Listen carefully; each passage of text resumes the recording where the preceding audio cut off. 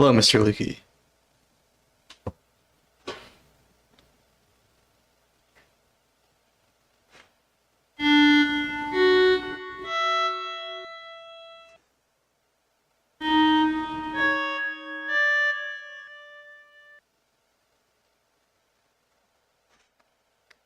Bundled up? What are you talking about?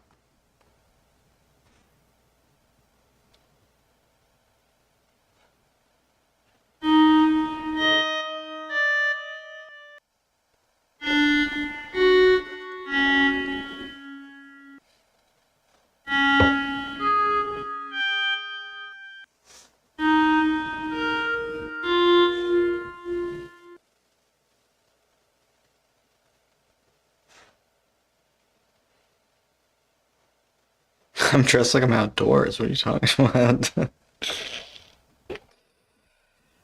No, I'm not. I'm just not wearing the same hoodie I normally wear.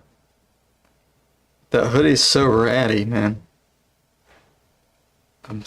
I need to buy a new one.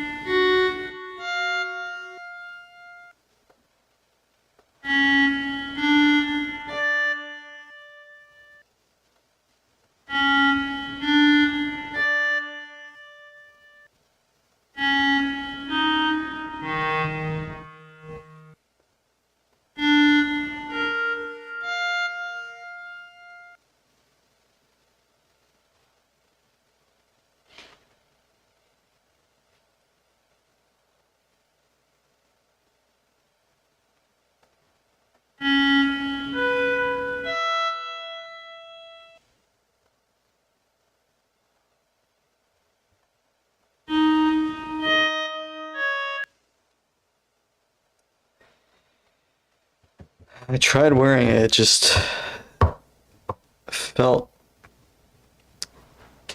insufficient tonight.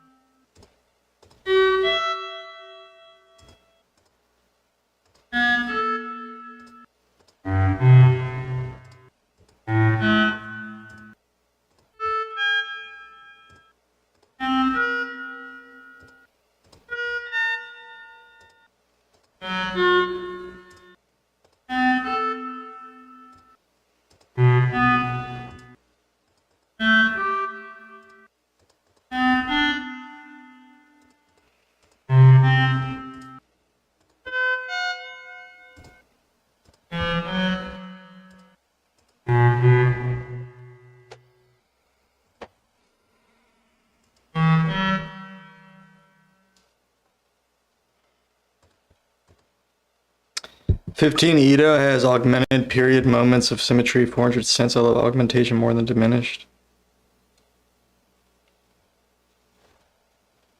This clock gets me so freaking hyped every episode. 12 Ito has augmented period moments of symmetry 400 cents.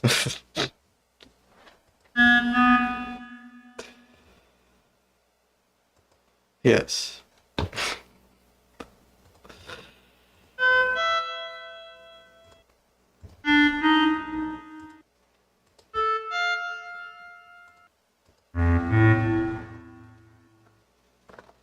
You lost the will to work on music? Ah, you'll be fine. You'll get it back.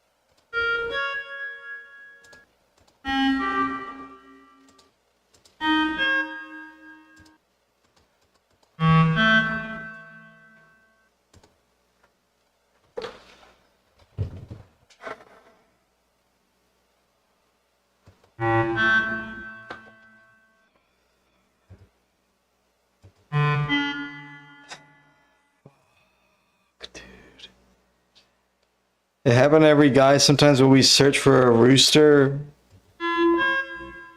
lend me wisdoms.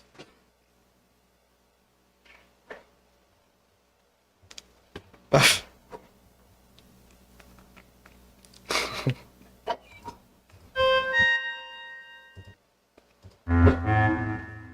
don't have any, dude.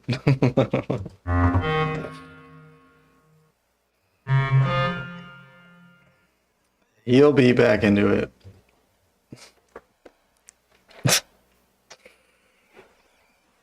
You were just streaming. What are you even talking about?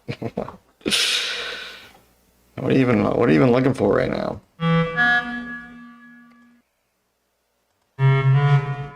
You want a little pep talk on music and motivation?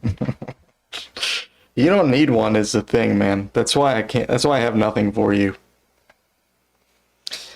You really don't need one. You might be feeling a little demotivated, but like I said, you'll be back in it tomorrow, probably.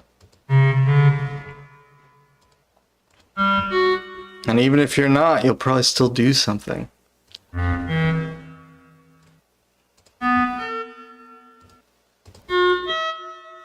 You already know that, Paliac.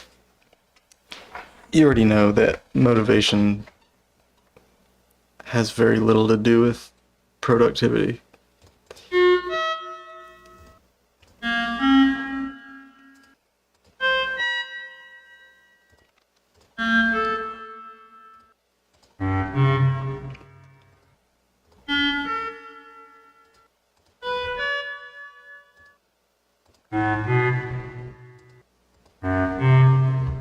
But I will say,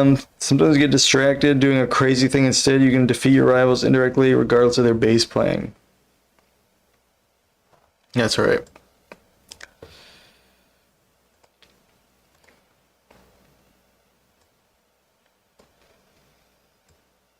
Need rivals to defeat without mercy. Dude, I had rivals coming up. I had some really good ones. And yeah, I've never caught up to some of my friends in terms of success, so like in terms of popularity. I'm still trying. But yeah, I was kind of obsessed with some of my frenemies. You hate Mario Kart? Well, it could be something else, you know what I mean? It doesn't have to be Mario Kart. Yeah. Yep, it is useless. I don't know why you're asking me for advice. Terrible at it. I'll give it to you, but it's not going to be any good. Maybe Mr. Panic will defeat Tipper in Mario Karts. Defeat Tipper in Smash Brothers.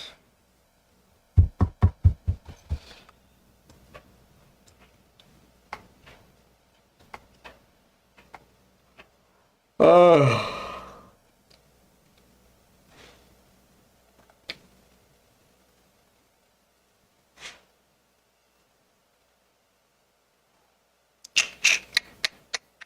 Okay.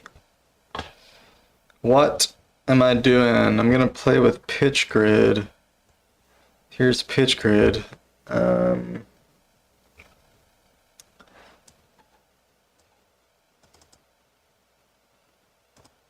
I've already kind of messed with this a little bit. So I will show it off though, because I think it looks awesome, right? And I'm gonna actually do see if it works with the lumatone. Supposed to talk with the guy tomorrow who made this, and I might be doing some beta testing for the lumatone. I think we're gonna find out tomorrow. But I mean, I have all this stuff, so I can test it tonight. Even I can try it tonight. So this is another retuner like intonal or infinitone or whatever. It has MIDI out. So it's like a MIDI retuner, which linnstrument standalone firmware is like that as well. But it'll also act as an MTS ESP master, which is great. It's also got just a regular MIDI pitch bend. So you can use this to retune any MIDI instrument that has pitch bend, basically. I don't really know what this MIDI multi is, but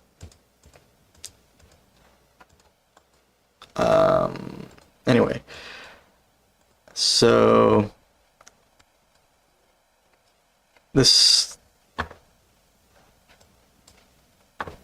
is kind of cool. Like the layout is cool. So I'm just gonna have it play a scale.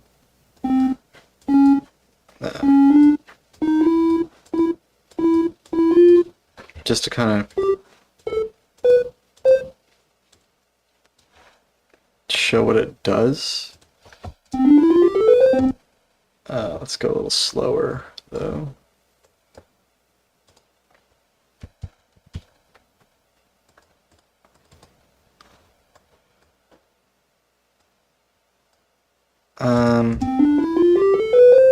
Jeez, dude, that's too fast, man.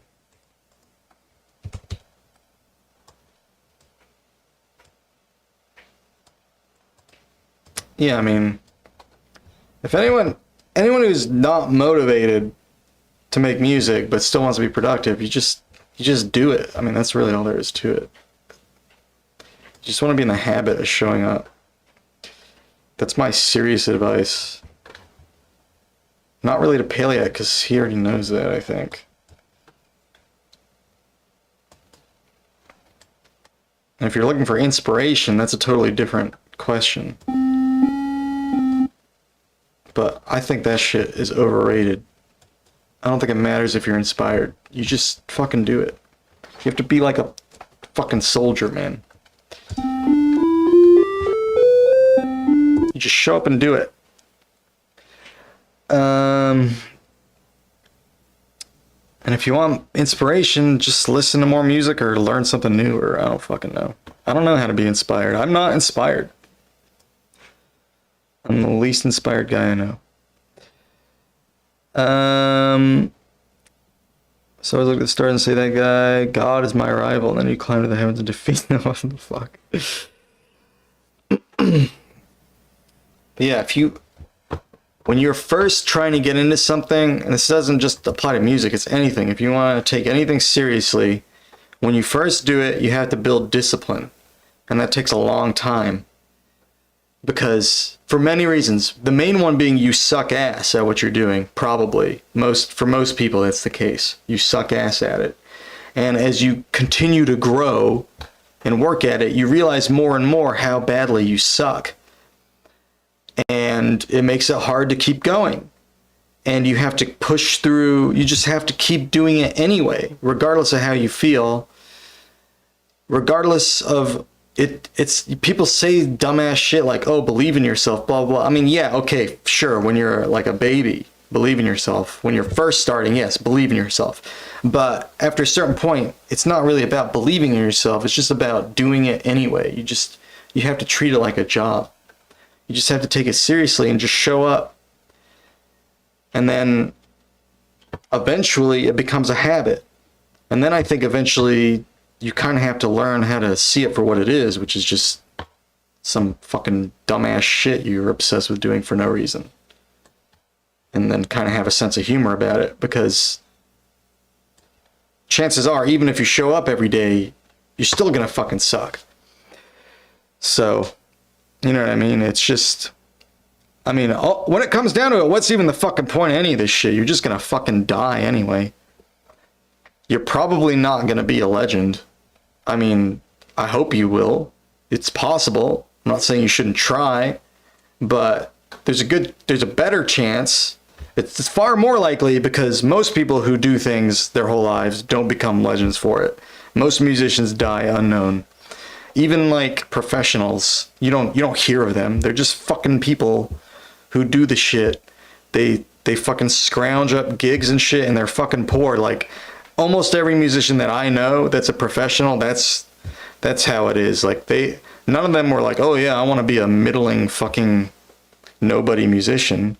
None of us feel that way, but we still fucking do it because we like doing it, and that's the only thing we know how to do after a certain point.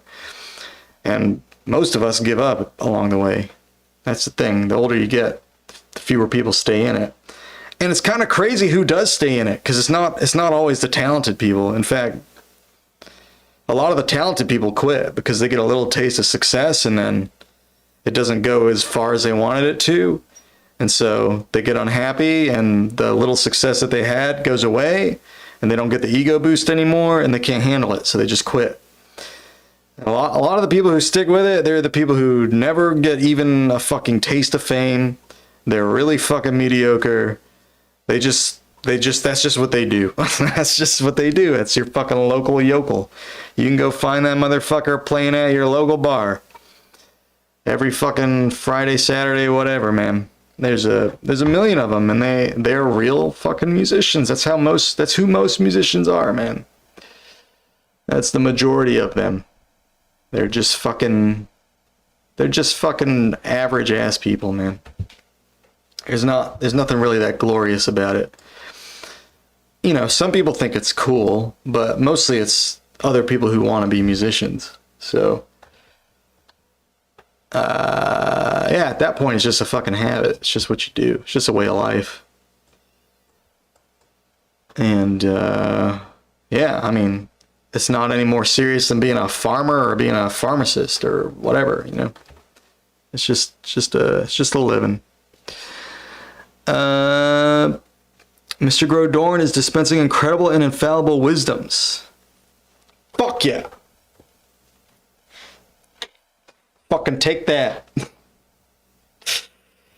Yeah. And anyway, if that's what you want to know about, then you just got to show up and do the work every day, man. That's it. That's it. Just keep doing the work. You'll get better. I don't know that you're going to get, I don't know what you want out of it. I don't know that you're going to get that. But if you just want to keep being productive and keep making progress, just show up. Show up and do something every day. Or most days. Take a day off. Every once in a while. Take a week off every once in a while. It's fine. It's fine, man. The thing is, it's like, the reason I'm not better than some fucking prodigy isn't because I didn't practice 2 extra hours one day or whatever. Like, most of those prodigies don't practice that much either. They're just fucking gifted. I mean, that's the crazy thing about it. Some people are just genuinely, freakishly talented. And most people that get famous, they are gifted in some way. Not all of them. Some of them are just lucky and hardworking, but a lot of them are just like freakishly lucky in with respect to their skill set. Or they just have that, they just happen to have that convergence of qualities that it takes to be successful at this. Enough talent, enough social skills, enough charisma, either from their looks or their personality or their fashion sense or whatever. It takes a lot of things. Or they're like in with somebody like that. I only take Thursdays off, but still play Metroid. Yes, play Metroid on Thursdays. That's the secret.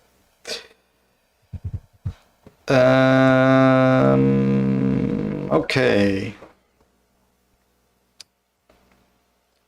Enough of that, man. Come on. Let's focus. Pitch grid.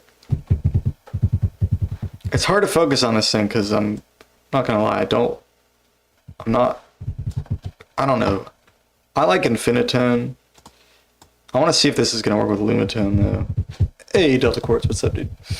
Need your channeling microtonal power while playing more Metroid on Thursdays. Yes.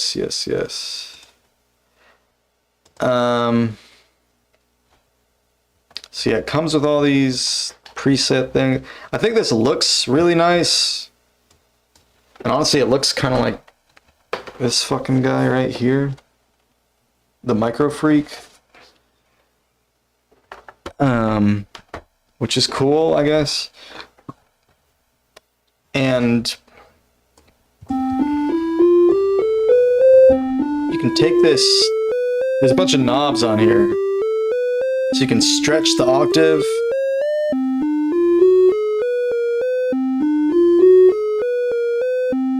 Oh, what the fuck is that?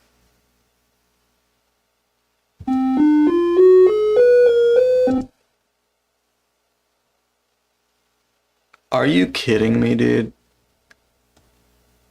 Oh, why is it doing that? What?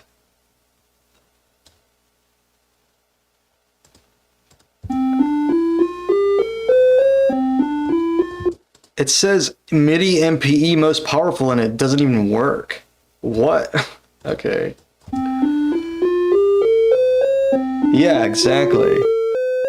Now it's working. So MTS ESP. It's a MIDI MPE most powerful, most jank. Show MIDI mono. Oh my god, dude.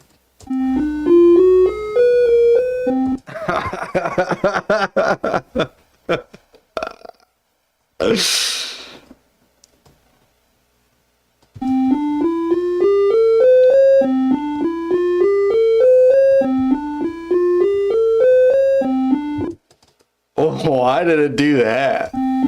Dude, every one of these should be the same. Sync tuning data via OSC. Let's try that. Okay, now it's working. Well, it's because I'm not stretching it. That's why it's working. Okay. Okay, I think also I need to synchronize my pitch bend range. Maybe that's the issue. So I think I need to go into Serum and make sure my pitch bend range is the same. Which right now it's not. So once I synchronize these, it should work, I guess. Let's see. Right. Okay, that one works now.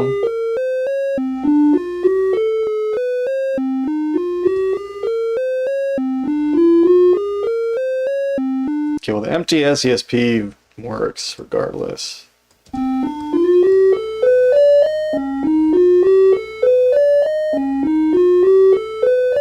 So I'm stretching the octave, and then you can compress the octave as well.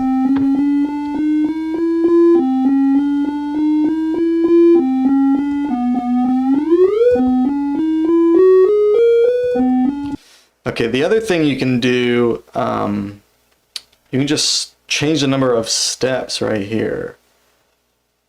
So now we have 31 steps.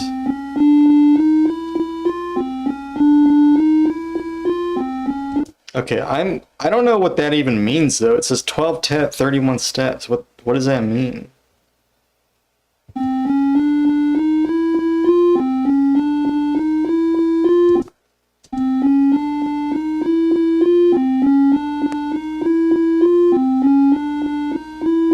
So it's going through C, C sharp, double C sharp, and for some reason the sharps are written to the left of the letter. Isn't that funny? Like, they wrote the sharp to the left of the letter. Is that, like, normal in Europe or something? Because I think the guy is German.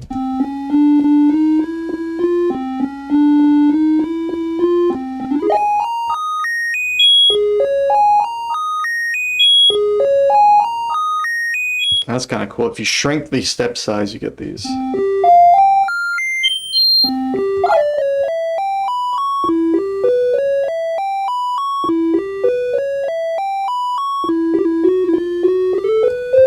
I mean, I think if you're into like kind of randomly generated stuff, you could probably have a lot of fun just tweaking these knobs and like modulating these knobs. Although I don't think there's actually any modulating.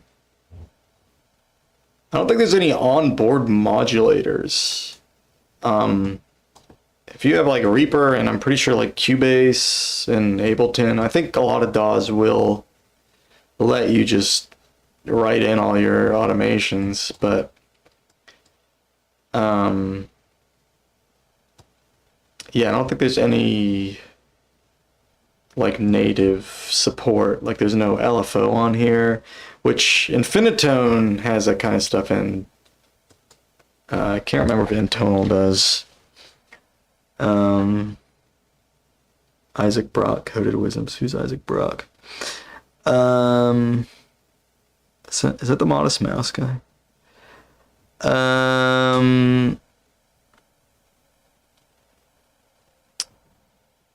Yes, exactly. Our Brian's grow to accept the crazy EOT so we can easily defeat Chip, Tanaka, or Tipper, a bass player guy, and once we can defeat Chorizo statues with absolutely no damages. It will be an incredible interview. Who am I interviewing? It looks like it's just hitting the MIDI numbers, so 60, 62, 64, 65. That corresponds to C major scale. Pitch grid looks like N-tonal. This is pitch grid. Does this look like N-tonal? I barely used N-tonal. But this is pitch grid.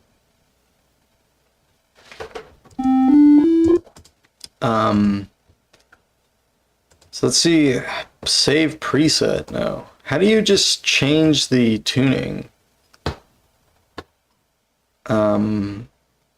Scale and tuning. Depth 3. Walk the hierarchy of Moss scales. At every level, the large interval gets split. Does not affect tuning.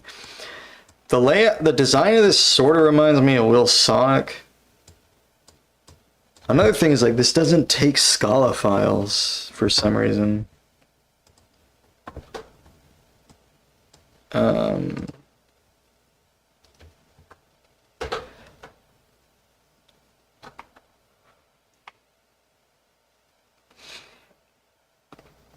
It has like barely any Itos in here. Does it have like an Ito generator? Equal division, steps 12. So this goes up to 53. So Will Sonic goes higher than that. Obviously, if you can import Scala files, you can go even higher. So this is steps 31, but this is the pitch ruler marks. So this is showing you up here all the Ito steps compared to what you're playing. So this isn't even changing the tuning. It's just showing you like a ruler. I mean, why? Well, prime limit, it only goes up to 13 limit, which, I mean, I guess for a lot of people is fine. I don't really understand who this is for, other than the guy who made this. I really am having a hard time understanding the philosophy behind this. It does not make sense to me why this is the way it is. I think visually this looks really cool. And you can scroll through modes.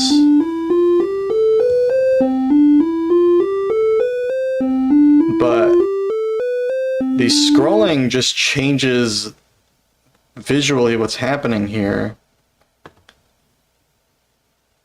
And then MOS system 2L3S M equals 5. What?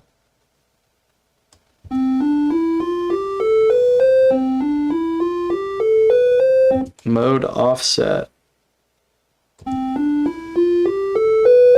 This is just showing me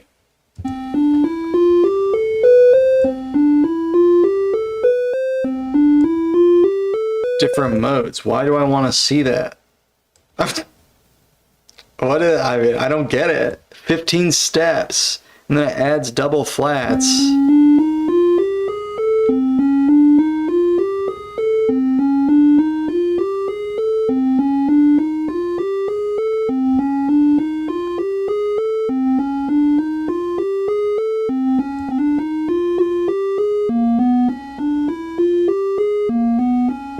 And now the mode offset is changing the sound for some reason.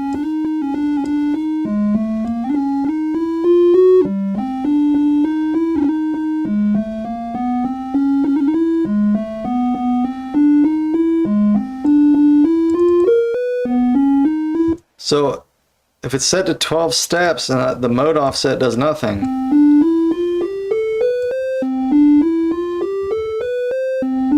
But if I change these steps to 10, the mode offset does something. Quick question, what does it do exactly? I'm fucking clueless. Also, it's saying the step is 200, 100, but it's clearly changing the tuning now. I think. Yeah, for sure.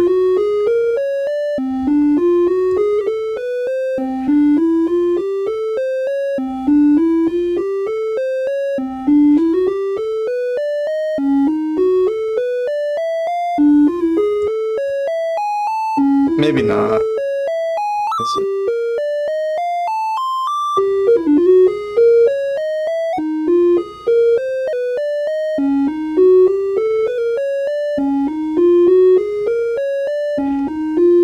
It's an easy way to check, which is to slow this way down. Just look at the sound values.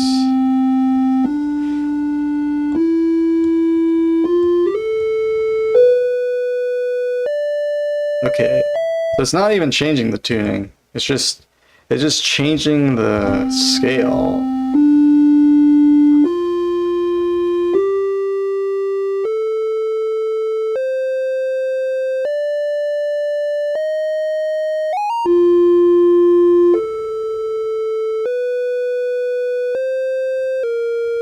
Okay, what is the point in this? How do I even change the tuning other than stretch? I don't want to stretch it. Do I have to do these tunings that it gives me? So like over here, this does nothing.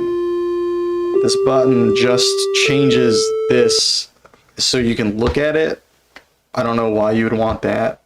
Unless you want to see where these notes line up compared to JI. That's kind of the only thing I can see. Here's a harmonic series.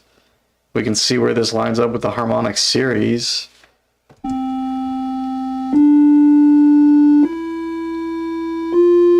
It's like primodal. You can compare it to over 17 intervals, over 20 intervals, but it's not actually playing that tuning. So why?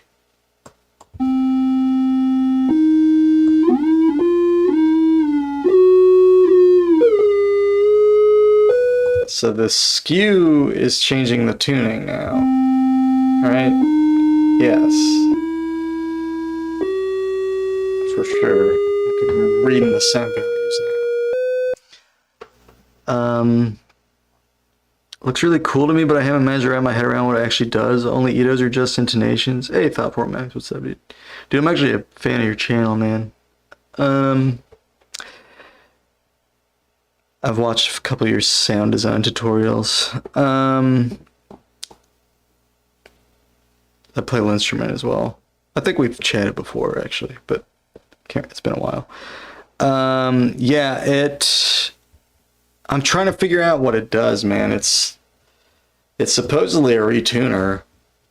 And I mean, it's retuning, but the way it works is like really unintuitive.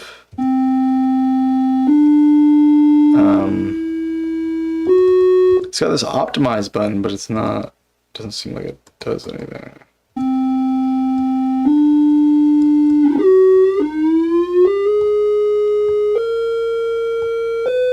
So it seems like the pitch ruler is just for the visual, which, why is there no button to like snap it to the pitch ruler or something? Or like to morph to the pitch ruler or something like that. Over here you can like change the root frequency.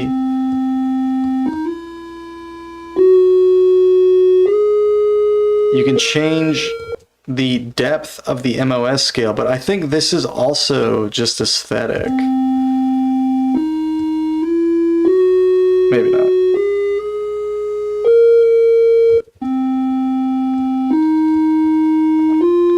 Okay, maybe this is not just aesthetic.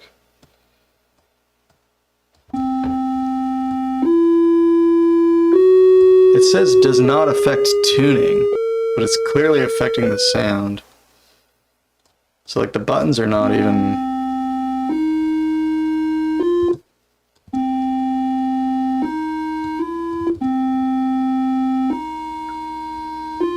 Maybe it's just a bug, because like if I scroll this while it's playing, it seems to change the sound.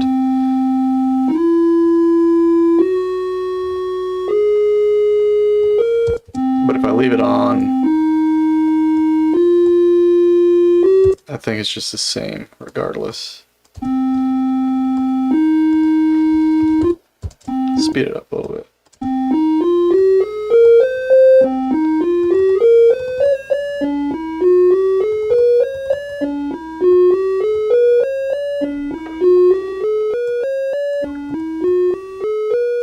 Yeah, I don't know what this is trying to do here.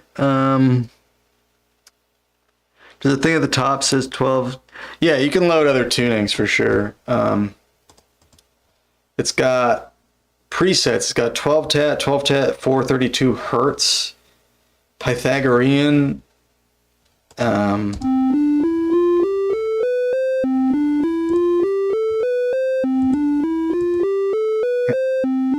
Half column clean tone, whatever the hell that is.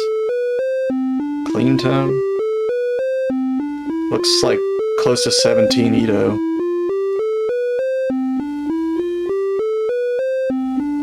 Oh, it's got like a perfect fifth though.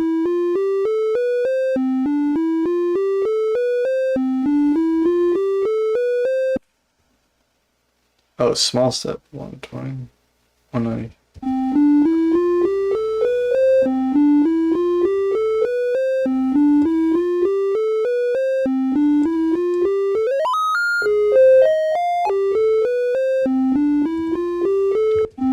Just intonation. Quarter comma mean tone. 19 tat.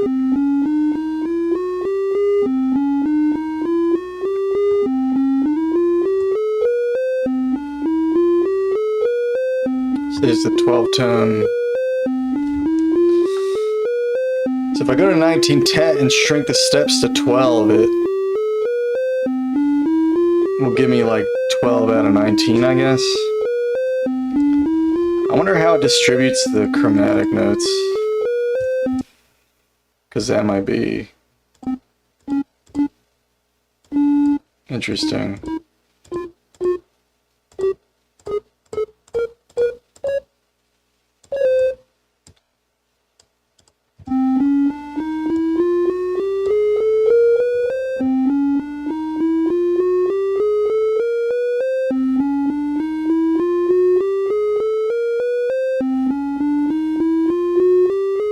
So, would changing the mode offset change how it distributes the chromatic tones? Yes, it does. So if we're doing like 12 out of 19, this mode offset is actually changing something. So if we went back to 12 equal, I think if we look at it in 12, it'll be easier to make sense of this. If we change it to 7 out of 12 and then just do, we're just gonna set, it'll look like a chromatic scale and piano roll, but it should actually give us a diatonic scale, a mode of the diatonic scale, and then as we shift this mode offset, it'll change the mode. So that's Mixolydian, that's Ionian, there's Lydian. So the lowest offset is the brightest mode. This should be Locrian, and it is. Okay, so this is like 7 out of 12. So on piano roll, even though we're in 12 equal, C to G would be an octave. Or, yeah. Because that's 7 steps. But all of these notes are tuned to a diatonic scale because it's just stacking a generator. It's just stacking that 700 generator. So when we were in 19 equal, and we were doing 12 out of 19, an octave would still look like an octave on piano roll. But obviously the chromatic steps won't be perfectly even. There will actually be different modes of the chromatic scale. Since we have 12 steps, there's 12 modes or whatever, I guess. And yeah.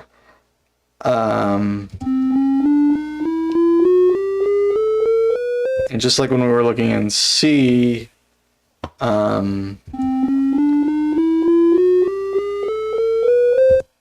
guess this should be the brightest mode, so everything should be sharp. So it should be all these sharp notes. So in 19, sharps and flats are distinct. So this should be mode offset 0 should be the pure sharp version of the chromatic scale, which is what we have. And then as we increase this, we make more and more notes flat until all the way up everything should be flat. So we have all the flat notes, and even some double flats for some reason. Why do we have double flats?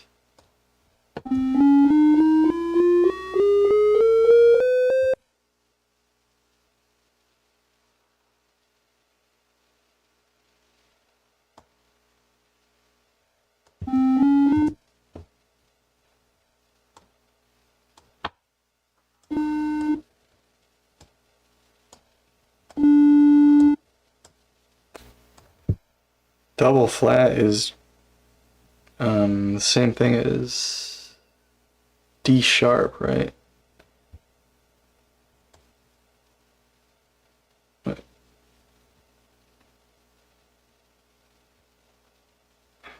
Hold on, let's look at the full.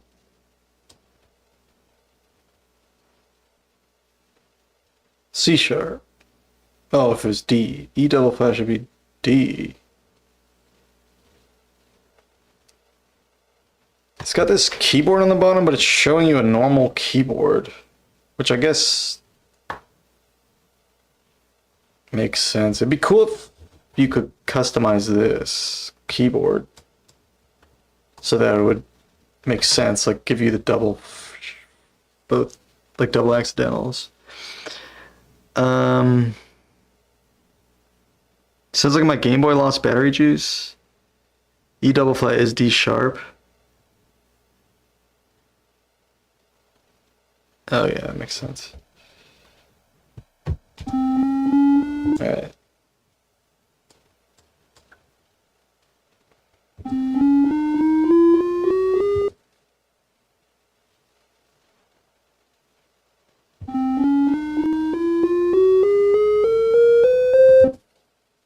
Huh. Wait, what's this one look like? Oh, this is E sharp and F sharp. I think I just don't understand the chromatic modes very well. I've never really messed with those.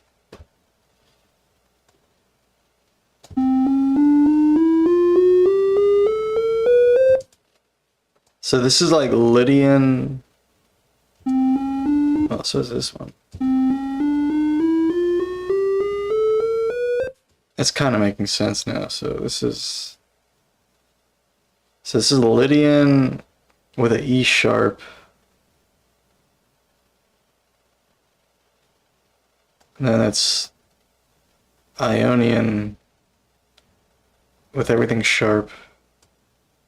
Oh, it's Lydian with the F.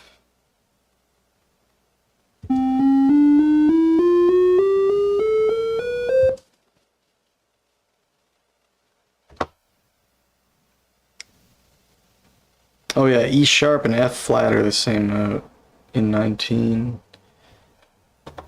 Okay, so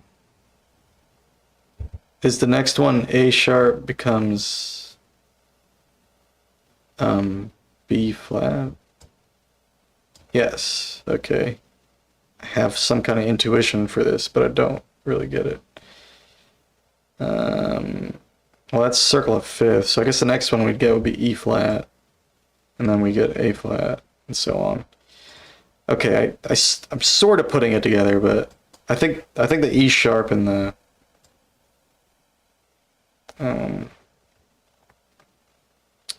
where's B sharp?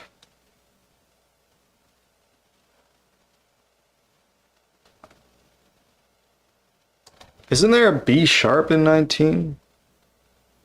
Because isn't there E sharp, F flat, and then B sharp, C flat? I don't see C flat on here.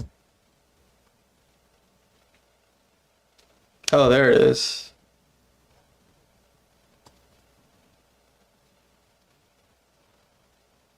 Do we get B sharp? I don't... Where's B sharp?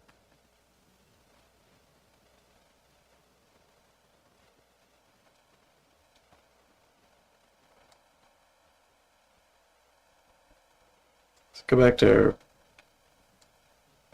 big style. Yeah, there is B sharp. I guess it's just not.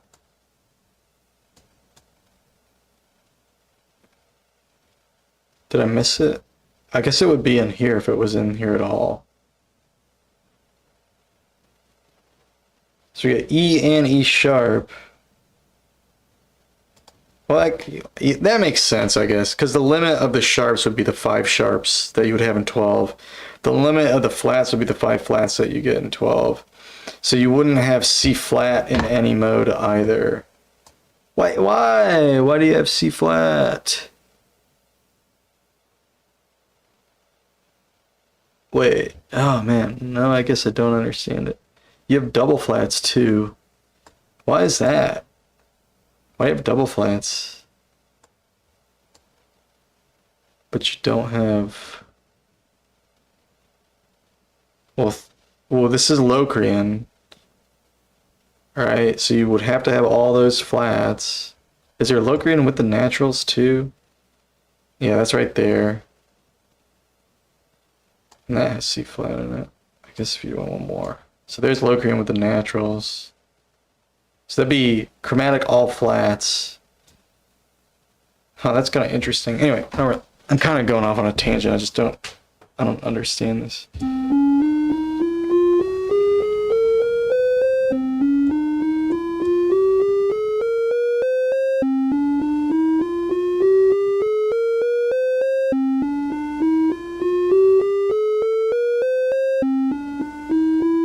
I mean, this is kind of a cool tool for like studying MOSs. I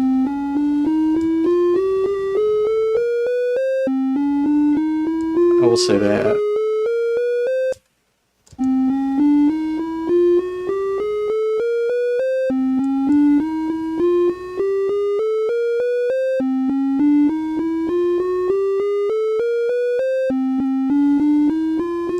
Yeah, it doesn't really seem, it almost seems more educationally focused than compositionally focused, which is not really in alignment with like the mission statement of the website, which says that it's intended as a tool for composers.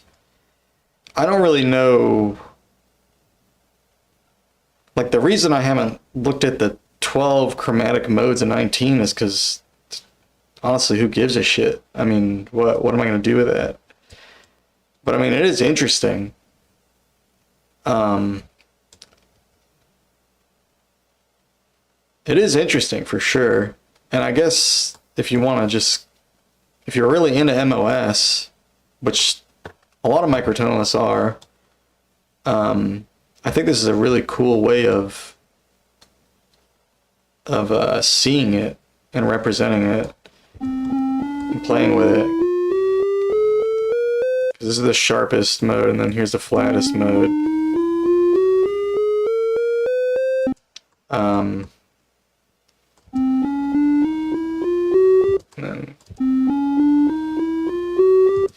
So anyway, okay, I mean, that's kind of cool. I really don't know how to tune it to like 22 Edo. Like I don't, like how do I do that? So this update preset, labels, scent.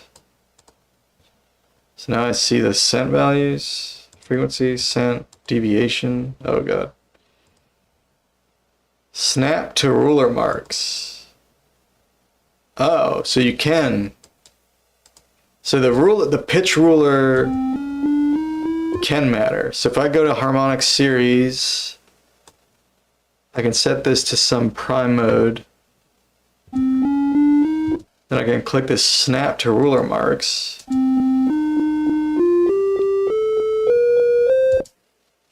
Did that change the tuning though?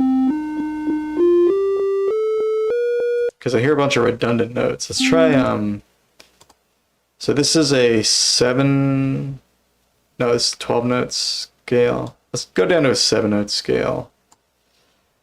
And let's change our MIDI output to reflect that.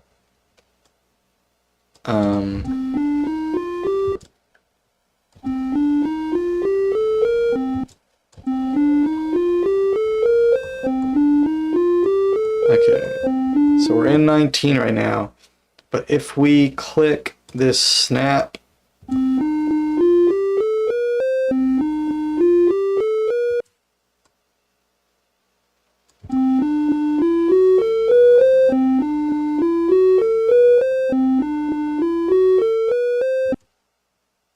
why do we have redundant notes here?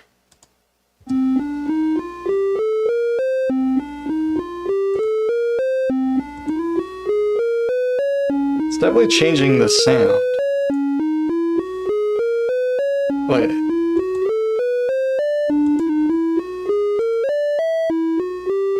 Why is the pitch increasing every time I click this?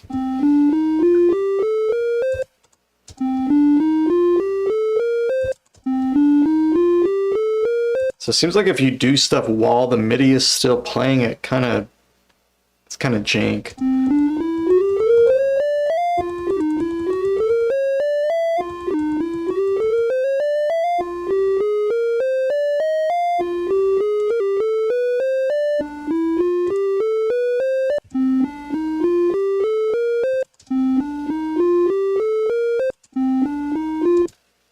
Let's change the mode.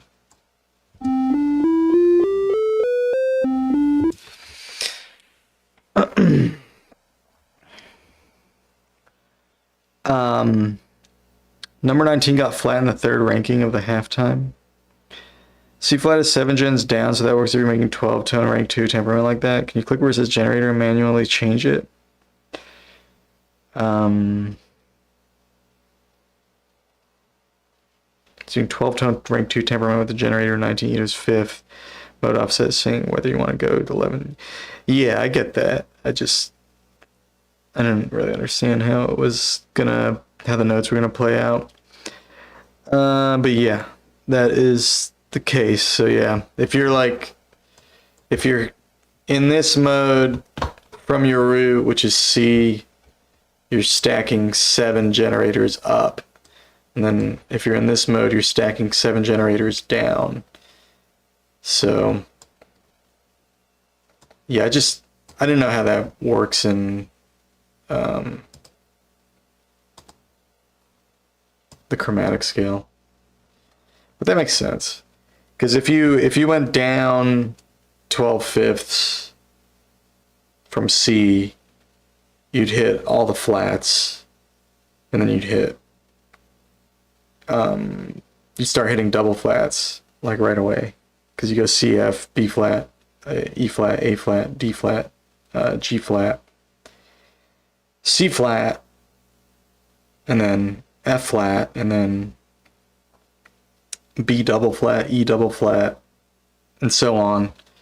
So you'd get a bunch of double flats. Going that way. Whereas when you go sharp, if you're starting on C, you still have to hit all the naturals first. So that makes sense why we were seeing a bunch of double flats, but not seeing a bunch of double sharps.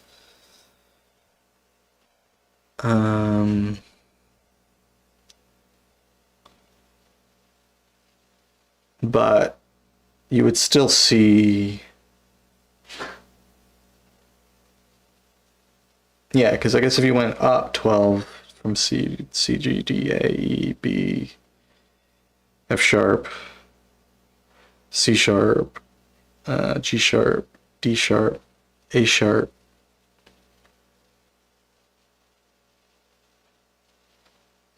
would already be 12, I think, right? Can't remember. Yeah, so you don't even need double sharps at all here. And then I guess if you went down, you would need, because you'd only have 2 naturals, And you have 5 flats. So you would need, well, you'd have 7 flats. Plus 2 naturals. That's 9. So you need 3 double flats, right? So we have E double flat, A double flat, B double flat. So that makes sense. So B double flat, E double flat, A double flat. Okay, that makes sense. I mean, I get it now. I just, yeah. Change the pitch ruler marks to Edo.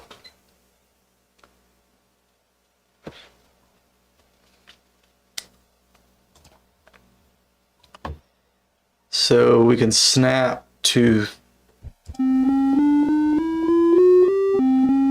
13 Edo, I guess.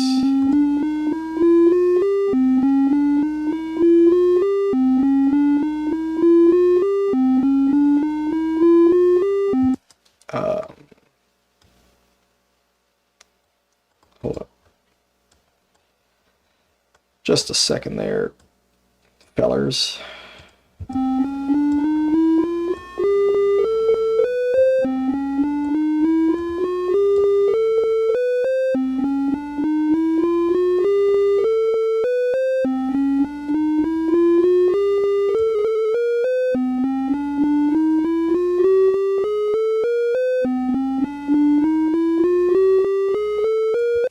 So we just changed the Edo to 29, and it's giving us the same notes, I guess, but in 29.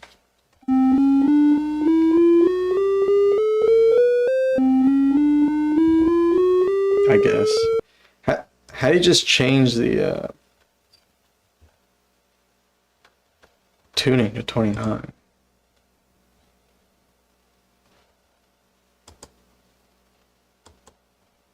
So 5L2S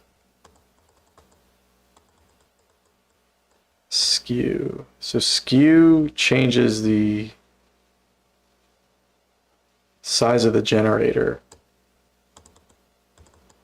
And you can type in a value.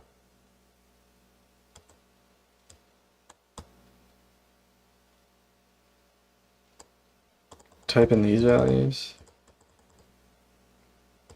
Jeez, man. What the hell does this mean, man? Ugh, this is so annoying. But I just want to play in an Edo, dude. Where's the Edo freaking scroll, man?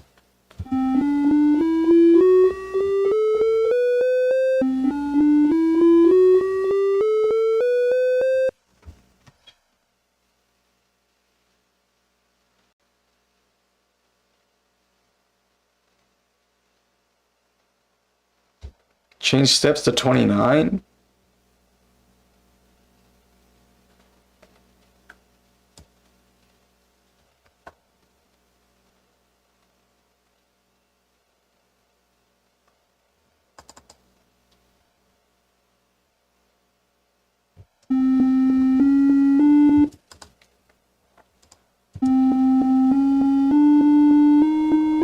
It's not doing it.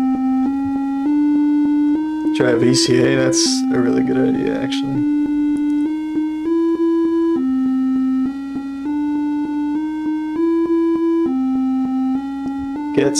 It is. This is normal. Generator 700.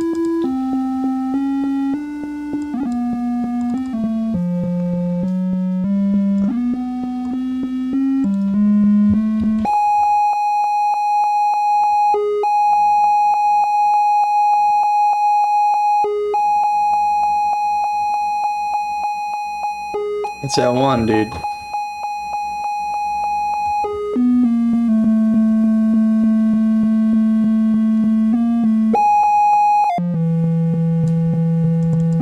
No, this is default 0.58, whatever that means.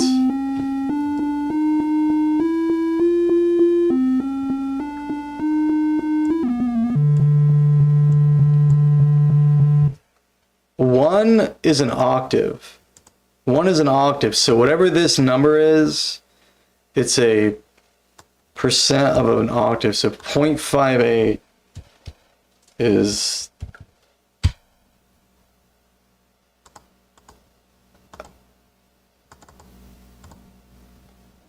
Oh, dude, if you type in 0.5, it's 0.58333 is gives you 700 cents. That's the default. It seems perfect. It sounds excellent. Thank you, Mr. Leakey.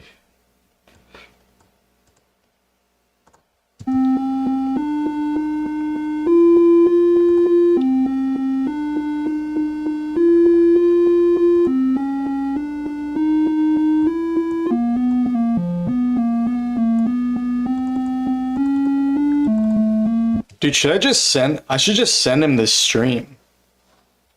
Like what do you even do with this, man? Why is the generator defaulting 700 cents if you're snapping a 29 Ito?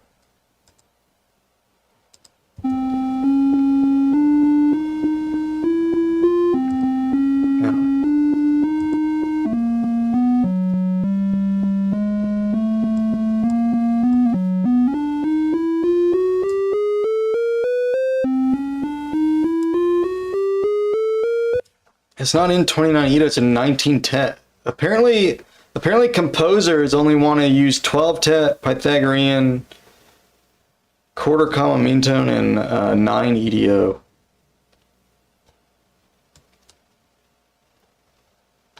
Like, dude, this thing looks really cool, and I do think just to play with MOS stuff, if for some reason that's all you want to do, that is pretty neat.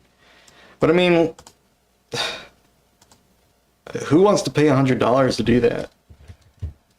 And then, let's look at this shit.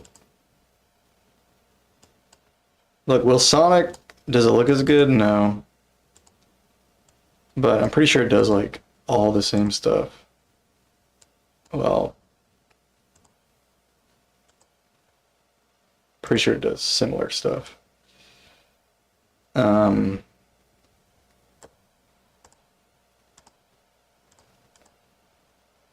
Here, let's get rid of this for a minute.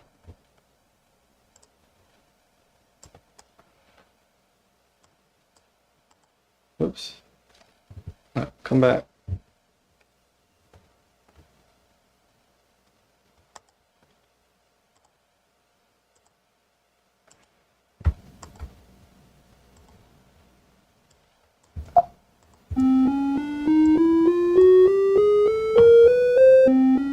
If I'm in Will Sonic,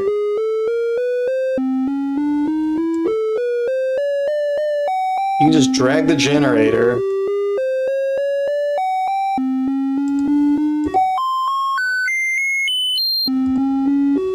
I mean, you can do similar stuff in Will Sonic, which is totally free.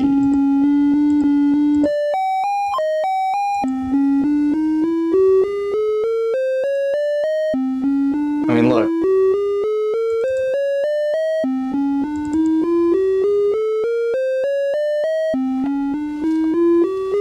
Also, you can just type in the freaking fraction, man.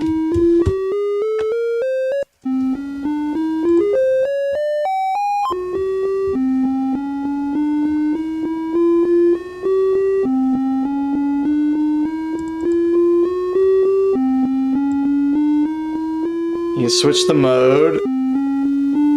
It does all the same shit, man. I mean, you can do this in Will Sonic, and Will Sonic's free. And you can just go to Equal Temperament and frickin' slide it up as high as you want.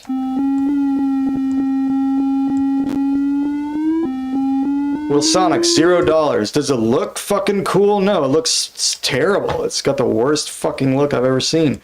But does it do what I want it to do? Yes, it fucking does. And it's free! I don't have to pay $100 fucking for it, man. What the fuck? I have to pay $100 for that fucking piece of shit? Doesn't even do anything, man.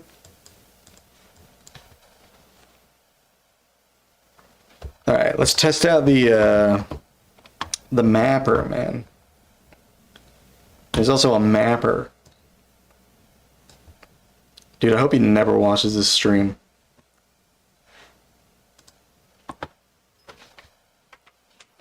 Will Sonic EQ is not very transparent? That is true. To delete this VOD? No way in hell, dude. This is gonna be my fucking most famous video. Rightfully so. Alright.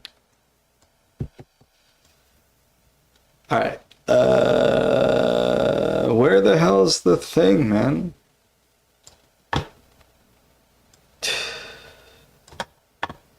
There's a frickin'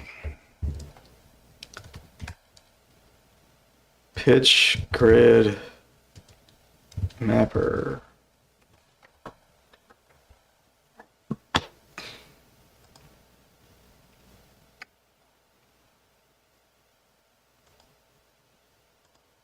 Open, man. Come on. Jeez.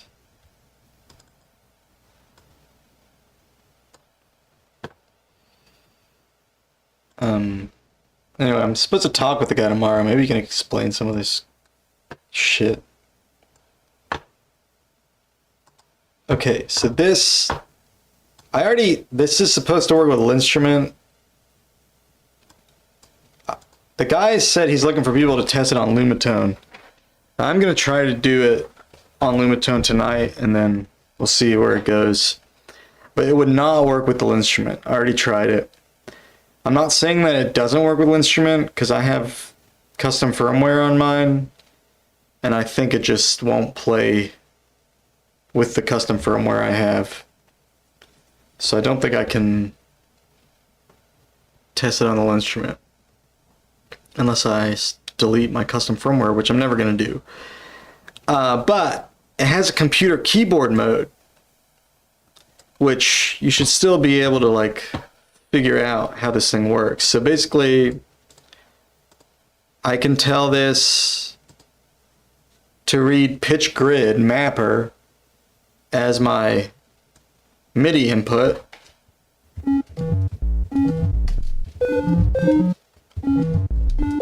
And this is my computer keyboard. So let's load up pitch grid again.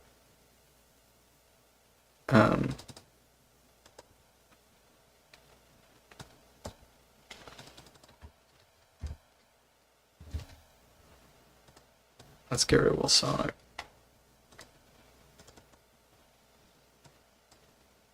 And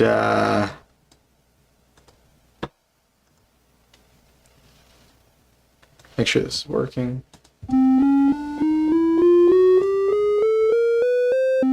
Okay.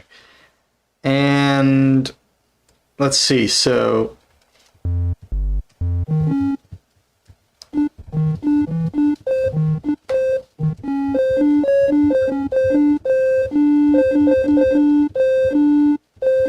okay, when I go to the right, it goes down for some reason. Let's try turning on the sync tuning button.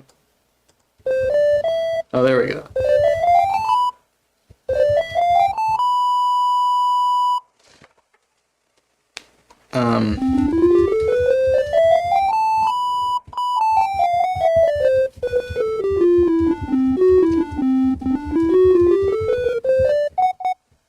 So for some reason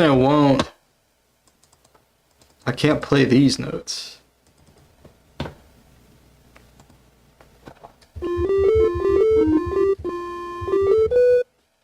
Labels, letters. I can't play C# for reasons. So it doesn't have enharmonics in 12 EDO.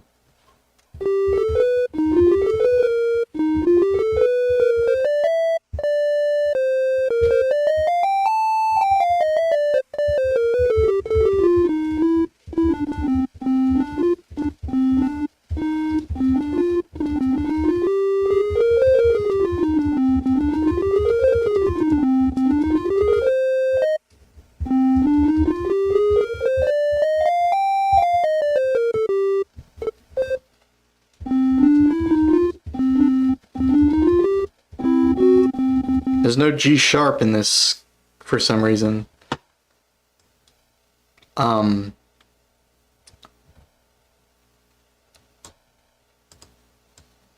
what if I give this more steps?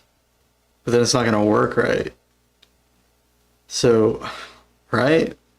What if I give it 17 steps? Is it gonna give me... Now I have G sharp. Would you look at that?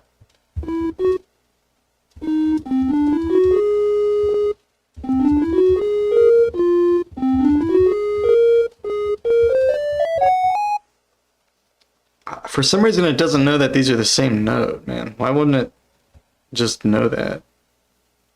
Like, this isn't an issue when you make a mapping on the lumatone or the linnstrument. Like, on the linnstrument, I don't understand why these people don't just, like, I guess they just don't know. Like, why is it that the people who have the money to, like, make all this shit are making the worst shit? And then, like, Kite, who's just, like, a fucking guy, is actually making things that make sense. But he doesn't have the fucking financial backing to, like, create a beautiful UI and all this stuff. Like, I don't understand it. It's so fucking weird. Like, dude, the linnstrument, if you're in 31 Edo, you get 31 different notes. You know what I mean? And it just knows that. You get 31 note values. It doesn't, like, not let you play parts of the keyboard. And here's the thing, like, I couldn't get it to work with linnstrument, but you can see you have the same problem. Here's the linnstrument layout it's trying to give you. It won't even let you play half the fucking board.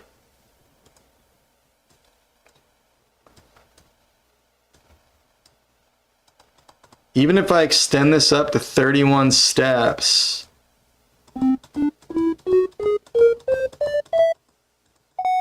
it still won't even give you the whole board. Why is that?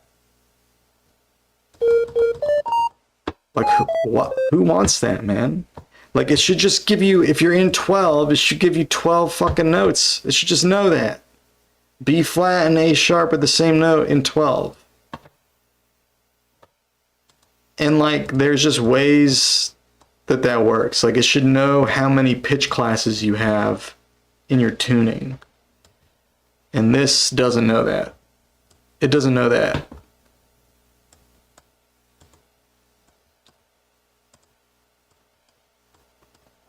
This shit kind of pisses me off because when you look at the guy's website, he's like talking about the future of microtonality is going to want something like this. But the guy doesn't even know what the present of microtonality wants, much less the future. Like, when you read the manual, it's like, what the hell does it say? Welcome to Pitch Grid, an innovative and powerful tool for the open-minded, or rather open-eared composer who wants to master the art of building scales and play them. The art of building scales. There's a continuum of frequencies, which, I mean, like, this is so fucking pretentious, man. The art of building scales? Like, what the fuck? You can't even figure out how to get this to go in 22 EDO, man. Like, there's a continuum of frequencies. Which of them should we play? A scale is a set of frequencies that a musician might want to play together with a naming convention for the individual frequencies. We call them notes. And the frequencies become the pitches of the notes. The Western diatonic scale is just one out of infinite number of possible scales. Pitch Grid aims to make many of them easily accessible for exploration. Easily accessible. This is out of all of the retuners I've used, this is the least intuitive. It looks very nice. It's probably the nicest looking. Like, this looks really cool. Hands down, looks great. But this is not intuitive. I still don't know how to make this go in 22 equal. I feel like it would be such a thing. Like, I'd have to get it to match up with some MOS. It's such a backwards way of thinking about everything. or I have to snap some other tuning that they're giving me to this other tuning. Like, why did they give me these tunings in particular? And why can't I just type in an EDO? Where do you type in EDO? Like, where is that?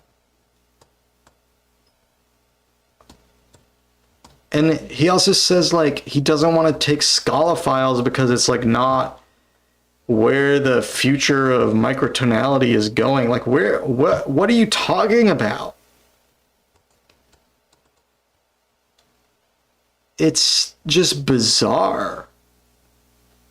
And, like, this isn't a guy who's, like, even... The guy never talks to anybody in the microtonal. The only place I know him from is Now and Zen podcast.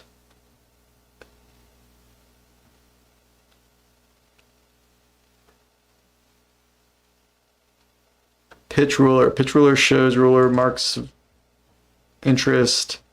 Dude, here's another thing. I'm looking at the manual right now. I have not looked at any manuals. I didn't look at the manual for end tonal. Well, I just looked at like how it retunes. That's it. I just looked at what the ways it retunes. I didn't have to like search on the manual to figure out how to do an EDO, man. It was just all very obvious. Same thing with infinitone. Like, why is this so complicated, man?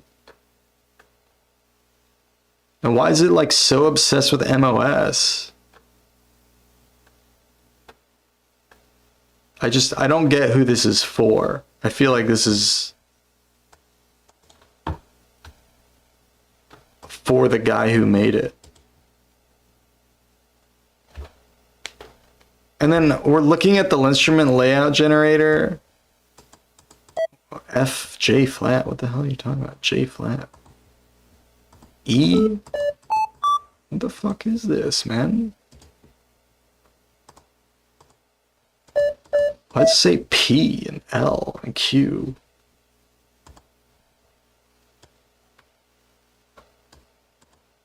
What? What is going on here, dude? P, L, and Q.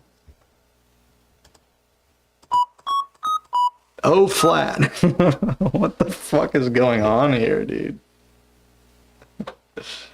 Does the dude do music? Supposedly, this is all his... I guess this is his way of making music.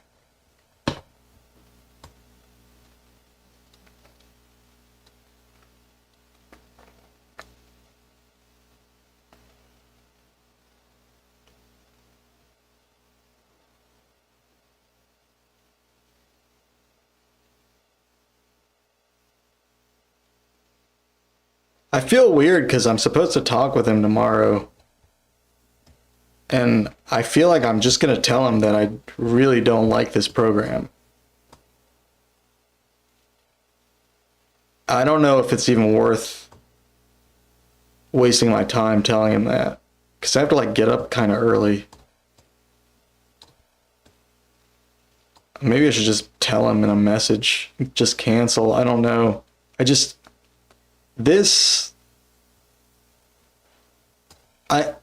If I give him the benefit of the doubt says that I just don't understand how to use this and I can do all the things I want to do in it. But even if that is the case, why can't I see how to do it? Even if that's the case, this is such a bad UI. It is so unintuitive to do just basic stuff.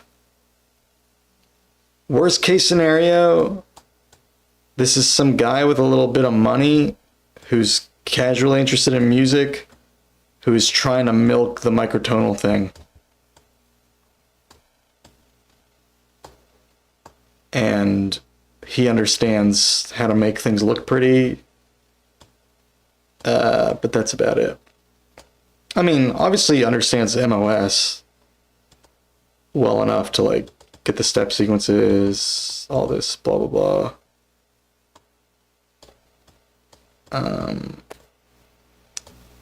And you know, the truth is probably somewhere in between. I think in actuality this is how this guy thinks about things, and it's completely different from how I think about things.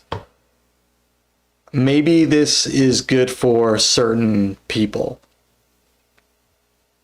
I don't get it. I just don't get it. Maybe that's all it really is. It's just not for me. We have Orwell 22. Is this 22 E odds? Men? No, it's Orwell. Unfortunately. Well, and then like this here, I'm supposed to be testing how this is going to work on the lumatone. I already know it sucks because you can't even get it to do what you want on the keyboard layout. So even if it works on lumatone, it's shitty because you can't like, also, if I go to computer keyboard, I don't know how to do anything with it. There's no way to change the layout. It just says isomorphic, string-like, piano-like, and that's it. Row offset just shifts it over. Strip width. I don't know what the fuck that's doing. Maybe that's doing... So let's try to go to 12 EDO and see if we can make sense of this in 12 equal. Can we even get it to do the things we want it to do? Let's go to isomorphic. This is not what I want. I need notes over here. I don't have them. Can I even change the layout? This is going in fourths or fifths, whatever. Up a fourth, down a fourth. And this is going in whole steps, left, right. Okay. Can I change the left, right? That just moves it over. Okay, that did something. Now left, right is fifths. And diagonal is fourths. And now we're back to where we were. Now left to right is down a third for some reason.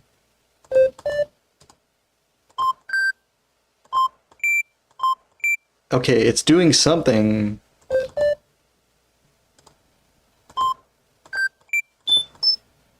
So we have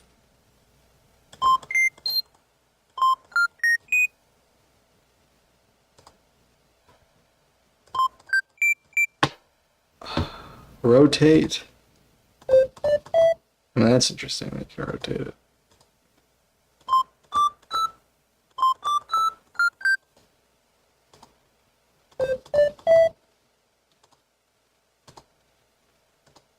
Holy shit, man. Shift.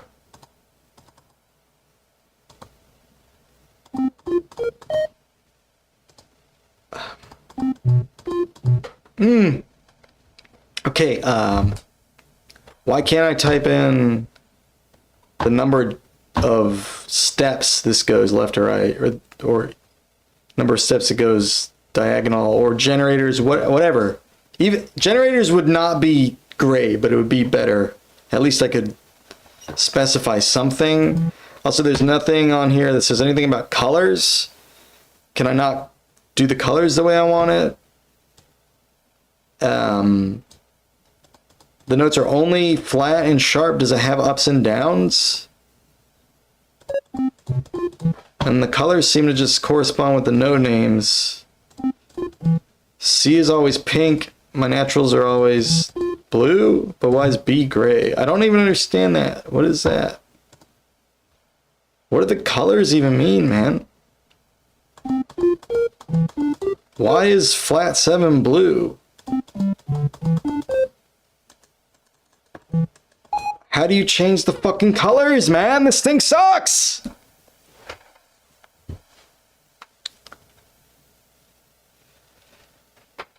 You don't understand what the RTT cultist would say to you? Like did to me a bunch of times. They suggest he doesn't play Luma. I don't know that this guy plays any fucking instrument, man. Maybe he plays piano.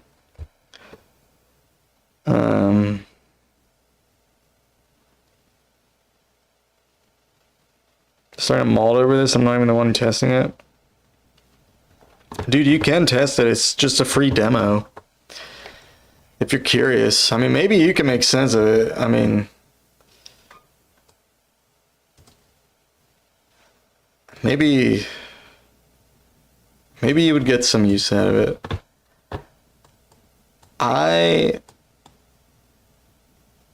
The only thing I like about this is the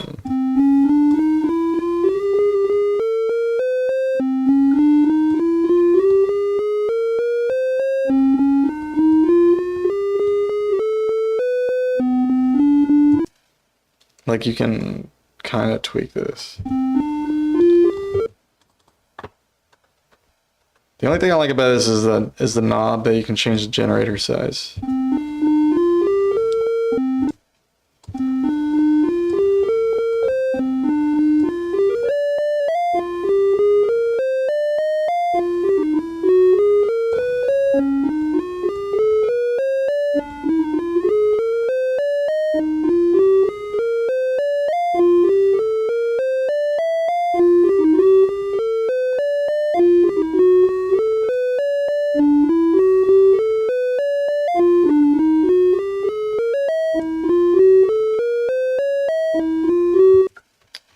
But even then, it's not really that fun.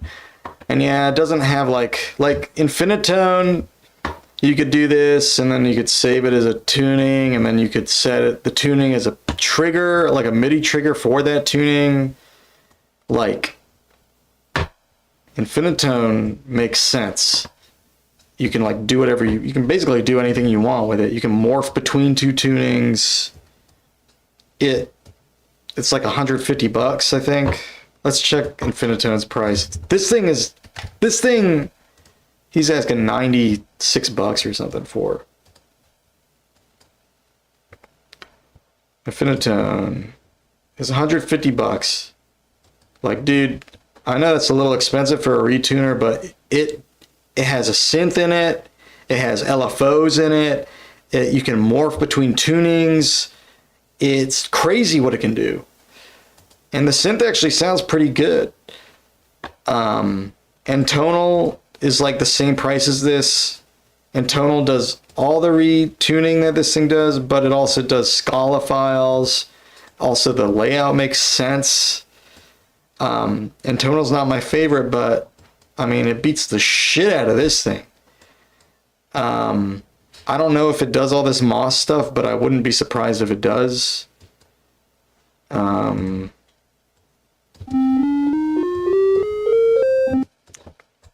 Yeah, I don't know. Dude, I don't know. I don't understand what was going on with this Now and Zen interview. I don't think Steven had used the software. I think that the guy just managed to get an interview. I mean, dude, I'm kind of tempted to ask Steven if he's used it and what he thinks of it. Because, I mean, I don't know, dude. Projective tuning space is actually functional, at least, if it's still annoying. I mean, man, I want to send this to Romeo's. Because if anyone can make sense of this thing, he can, for sure.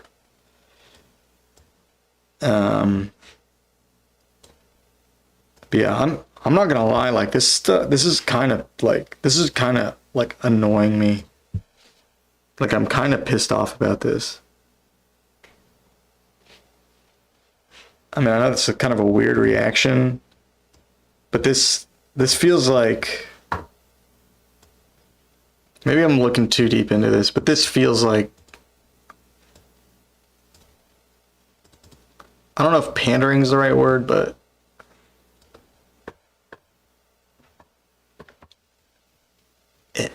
What? I don't know. I don't know. He's easy to dazzle with BS talk, like that Ehrlich episode. Dude, but Paul Ehrlich actually has good ideas. Like, you can follow his ideas, man. I know you don't like him, but he's changed the way people think about tuning, for better or for worse. And you can actually follow the logic of what he's saying. To some extent, or you know that there's some logic there. Steve can't. Asking for that price with a non-functional product when a free substitute exists is wild. I mean, it's bizarre, dude. But I don't know, maybe it's for a different sort of person. I don't know. I'm not gonna test this out on lumatone though. It sucks. I mean, it sucks. It just sucks. So I don't know if I should meet with the guy or not. I guess I have to decide. I'm not gonna decide on stream. I'll decide before I go to bed. I mean, it'll do something, but not what you want. I just don't know how to go about this. Like, I could literally just send him the stream. He doesn't really seem like the sort of guy who would have... Well, maybe he would. I don't know. That would be the most honest way of doing it. But probably I'll be a little more diplomatic and just tell him, like, I don't think it's... I think I'll try to give him an honest assessment without being rude about it. No, I'm not talking to him on stream. I'm just meeting with him. I'm supposed to meet with him tomorrow, have a phone call. It's not a meeting, it's just a phone call. Supposed to talk to him on Discord tomorrow about beta testing for the lumatone. He's not coming on the stream. Shaping the Silence is coming on the stream. He does Hexboard. If you want a shitty remapper, mine is free. For lumatone?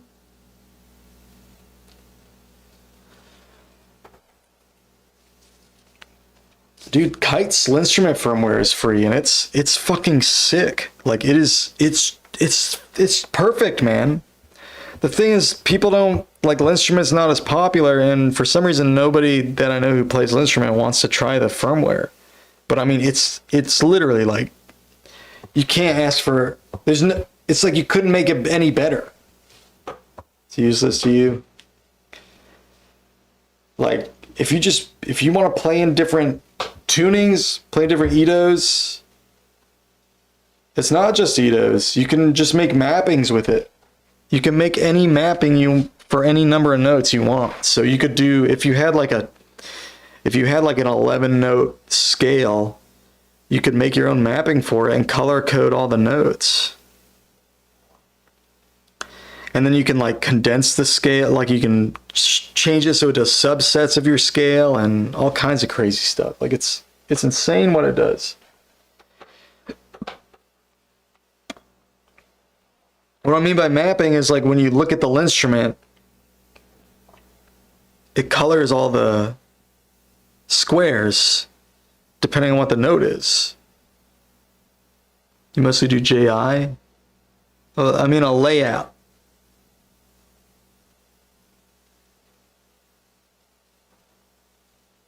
It won't retune to JI on its own, no. It will do equal temperaments though, and you can even change the equiv. But if you use a separate retuner, it will provide the layout for your tuning. So if you're retuning with, I don't know what you retune with, but if you're retuning with a Scala file, for instance, or just some other piece of gear that's not connected to your instrument, you can generate the map, the layout, however you want to put it, on the instrument. You retune with your own program, yeah. So what do you do for layouts?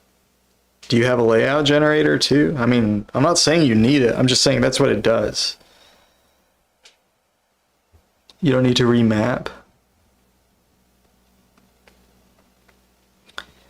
Does your instrument always look like it's in 12 Edo is what I'm saying? Like, does it look like is it clear where your octaves are? Is it clear where your fifth is, blah, blah, blah? You remap separately.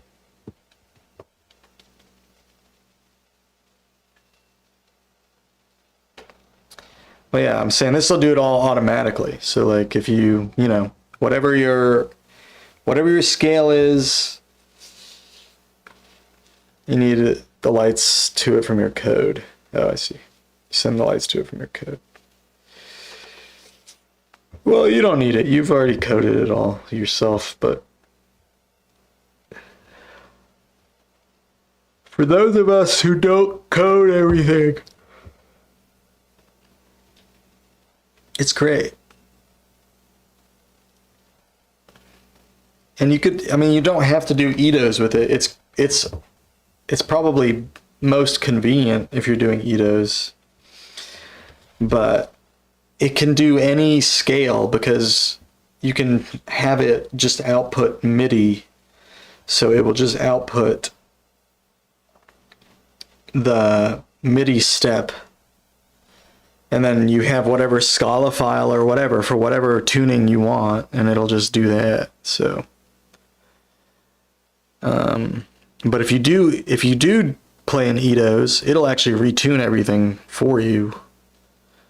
Which I don't even use that, but it's like you can retune hardware that way.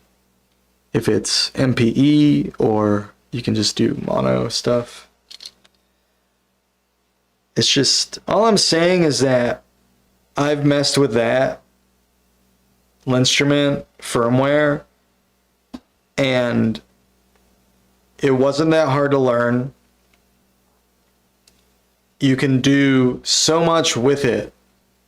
And he's added all these features that I've barely even touched, but they're just sick features that, you know, like you can condense the whole board to a smaller subset, and you still use all of the pads. So like you get maximum use of the board, and like, I don't know, he's come up with like a rechanneler for it too, so it'll do like more than 128 MIDI notes because it'll map to different channels and stuff. I mean, you have to like set that up in Reaper, but it's just, it works. It's easy to understand. You just tell it to do a certain thing and it does it. And like, I know you could do that on an instrument. I mean, on an instrument. It's done on an instrument. I know you could do that on a lumatone. I don't understand why we don't have that for lumatone. It's just crazy. Like, Kite has done this shit, made this like awesome firmware for instrument. It costs $0. I mean, maybe he's gonna sell it, but I don't think he will, because I think the firmware is open source, so it's like, I don't even know if he legally can sell it. But even if he did, like, he should get paid for that, is what I'm saying. Like, you have a guy who's like done all this shit for $0 that's like super useful, super helpful, and then you have like Lumatone charging $4,000 for a fucking send him money solved. I mean, dude, that's, you're missing the point, man. That's not what I'm saying. I'm saying like there's some guy fucking doing. Yeah, I know what you're saying. Like, I'm saying this guy's fucking doing all this shit, and then all the people that are getting all the money aren't even figuring out the fucking layout shit, man. It's just crazy to me. I'm not saying that lumatone doesn't deserve any money. I'm just saying, like, it's crazy you pay $4,000 and the fucking layout editor is just so half-baked. And then a guy who's not even, has nothing to do with linnstrument, like, goes and just, like, makes a fucking firmware that works basically perfectly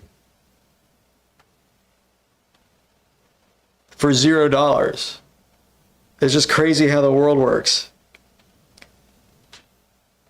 Pitch grid is sad. There's a ton of work put there and it sucks.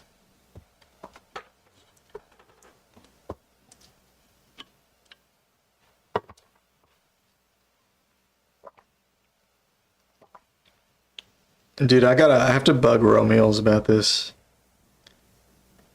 He's the only person I know who could make sense of this, if it makes sense.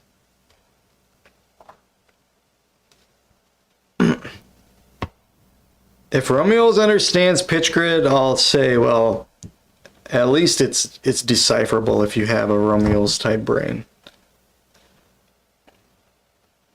But if he says it sucks, that is severely damning.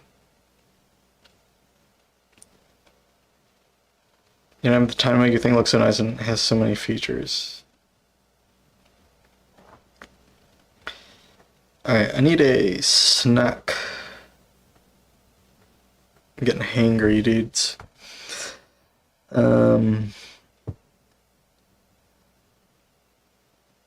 Here's some random poly microtonal shit. Generation of website creation. Let's check this out. Xenharmonic. Get the power.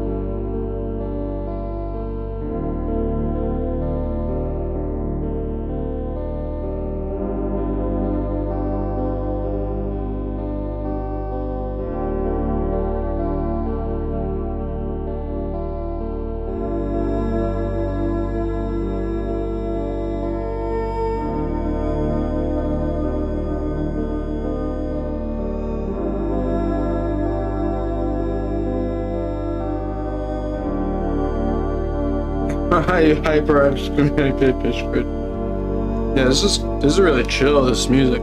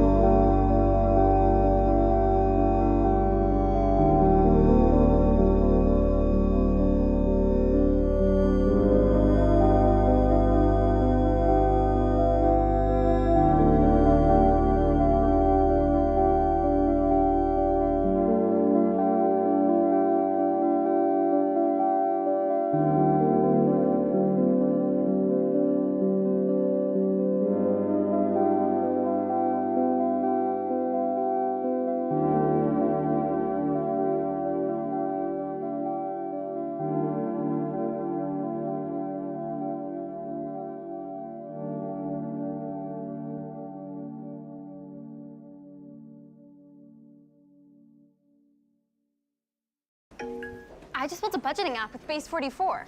Nina just built an app. So we can all build apps now? I'm on lunch. I gotta make a call. I'll be right back. Just built an inventory.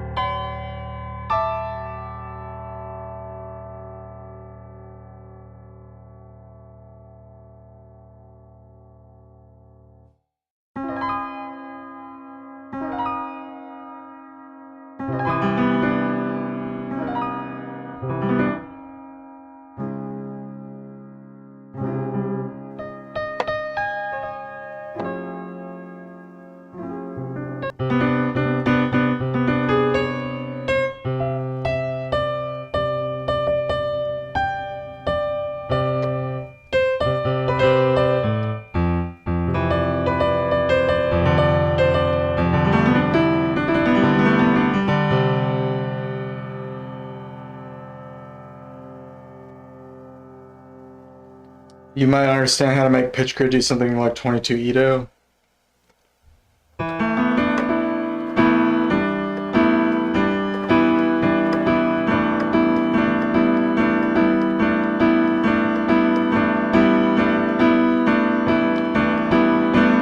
I mean, look, you could go and you could set the generator to be the size of 22 Ito's fifth, and you could set it to 22 steps. Is that what you mean? Is that what you were gonna, or is this something else? But yeah, I understand that you could like match the generator to the size of whatever tuning's fifth, but like why can't I just type in 22? Yeah, yeah. No, I mean I get that. Yeah. Or if that's the idea, then no, I'm okay. I get it. I don't feel like doing that. It's just annoying because the skew value that the guy provides is not even intuitive. You can't double click on generator, type in a cent value. If you could do stuff like that, it would be helpful. Also, like, why, like, I mean, I don't know, like, why can't I just type in 22 steps per octave? Like, that's just...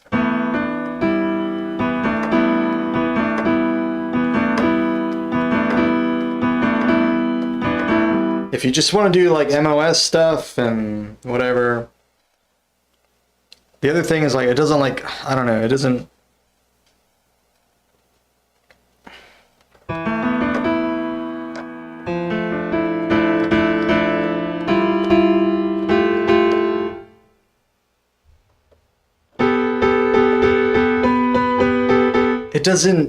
It doesn't know what I want. You know what I mean? It doesn't give me what I'm looking for. It's forcing me to think about things in a really It's making me reach around. What's that fucking phrase? It's forcing me to reach around my ass to get to my elbow. You know what I mean? It does not. It doesn't make any sense. I know that guy thinks it's like hyperlogical, but it's not. I don't know why people think that that's more logical than. I mean, dude, it doesn't on the layouts. It doesn't know that F sharp and G flat are the same note in 12 equal. It's just it doesn't. How does he not understand that that is important? You know what I mean?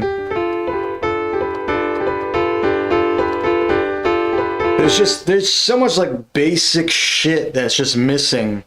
That is just like it's obvious that there's a real disconnect between the way this guy thinks about music and the way that I'm thinking about music. And I'm not saying that his way is wrong, but his way is not going to be intuitive to to musicians. It's not going to be intuitive to musicians. There's nothing musically intuitive about what he's saying. It's only going to make sense to math nerds. And yeah, a lot of microtonalists are math nerds. There's nothing wrong with being a math nerd, but the whole mission statement on his website is like the future of music, and Scala is not even good for scales and doesn't work in fucking Bitwig. And then when you generate the layout even on your keyboard, you can't actually design the layout in any way. Like it's so unintuitive. I can't fathom the guy's perspective. It's just so far from mine. And I've just been spending the last year and a half playing isomorphic controllers and playing with retuners and shit. And I have no idea how to use this one. Every other retuner and layout generator I've used has made more sense than these. These have made the least sense out of everything I've looked at. And it's seriously pissing me off. It just pisses me off, man. Like I think projective tuning space is annoying, but this is a whole other level of annoying, man. This is so much worse. Not saying rank 2 is not good. I just think it's unhealthy that it's all many folks even consider it, perhaps because he doesn't really do much music. Most people get lost in the sauce rank 2 temperaments. You shouldn't market your product to musicians in. A lot of these math nerds have no meaningful math insight. It's farcical. Yeah, I don't know, man.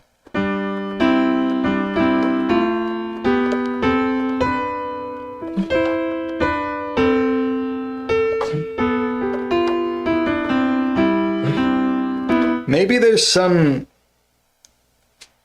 I mean, I could see there being some things you could do in pitch grid more easily than some other retuners. Like it's got the ruler thing. Like if you wanted to do quick detempers to like primodal scales and stuff, just on the fly for some reason. I guess like you can do that, it looks like, but it has to sync up with the scale you have it set to already, and like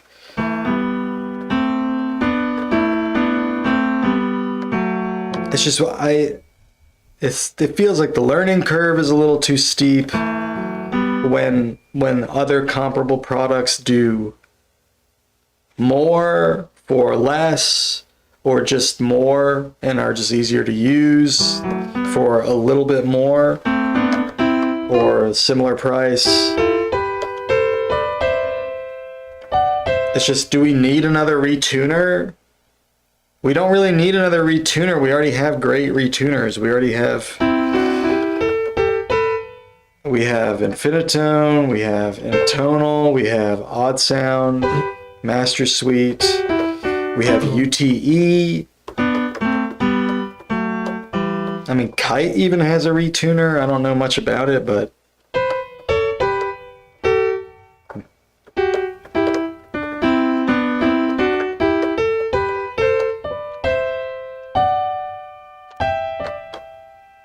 maybe his does something the other ones don't, and it'll appeal to a particular audience. I don't really know. It's not for me, man. I'll say that. It's not my thing.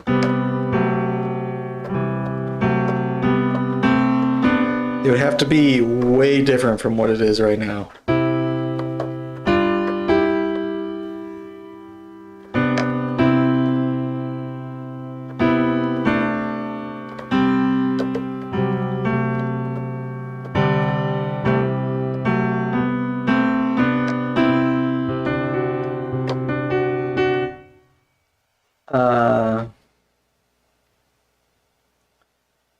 The more understandable retuners are more powerful anyway. Yeah, exactly. I mean, Infinitone can do all that stuff and more. Like, you know, for $50 more. I think Intonal can do all that stuff too. I'm not totally sure, but I mean, you can do all that stuff in Scale Workshop. Like, you don't really need a retuner. You know what I mean? We have Scale Workshop. We have Scala files. I mean,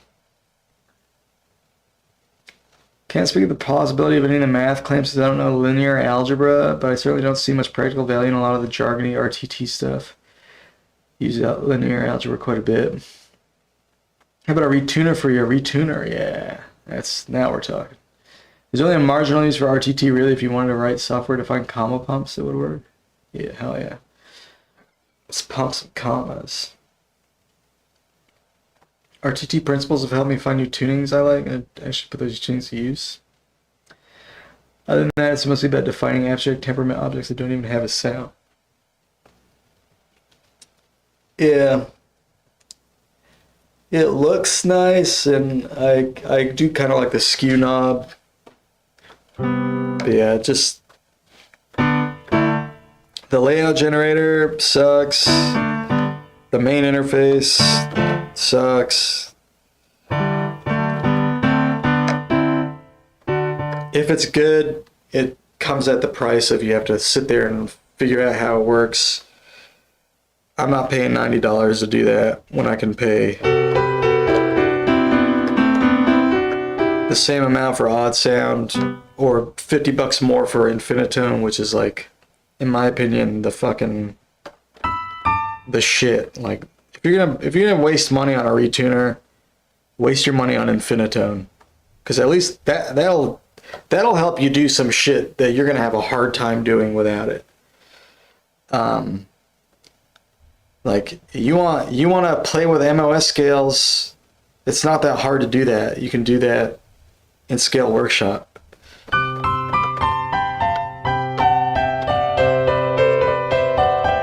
You can do that in Wilsonic.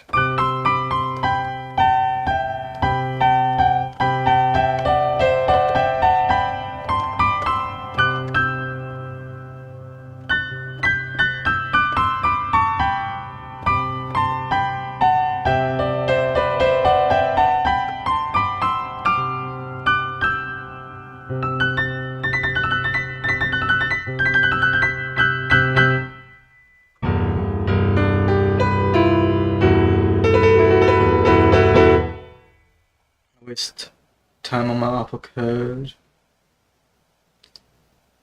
You can find useful bits in RTT, but mostly there's not such good materials, good materials. If certain things were well described, RTT would just look silly. I waste my time on Apple code. I feel like xenharmonic scale theory has been too focused on symmetrical scales, ignoring how many great asymmetrical scales we already use in normal 12 tab. Yeah, I would add to that. I mean, I agree with that. First of all, I agree with that. Symmetrical scales are not usually that useful. Then again, any prime EDO doesn't have a symmetrical scale other than just the full EDO. But yeah, I would add to that asymmetrical and balanced with 2 pinch points. I don't know how you put that, but like the diatonic scale, it is got a small step in one spot and then in another spot, and the distance between those 2 spots is off kilter. Similarly, like a nirotonic. A nirotonic's decent because it's in some tunings it's decent because it has a similar kind of structure where you have like different. Well, I think you have 3 in a nirotonic, but it's like they're not even. It's not symmetrical, and there's more than one. So ideally, there's 2 or 3.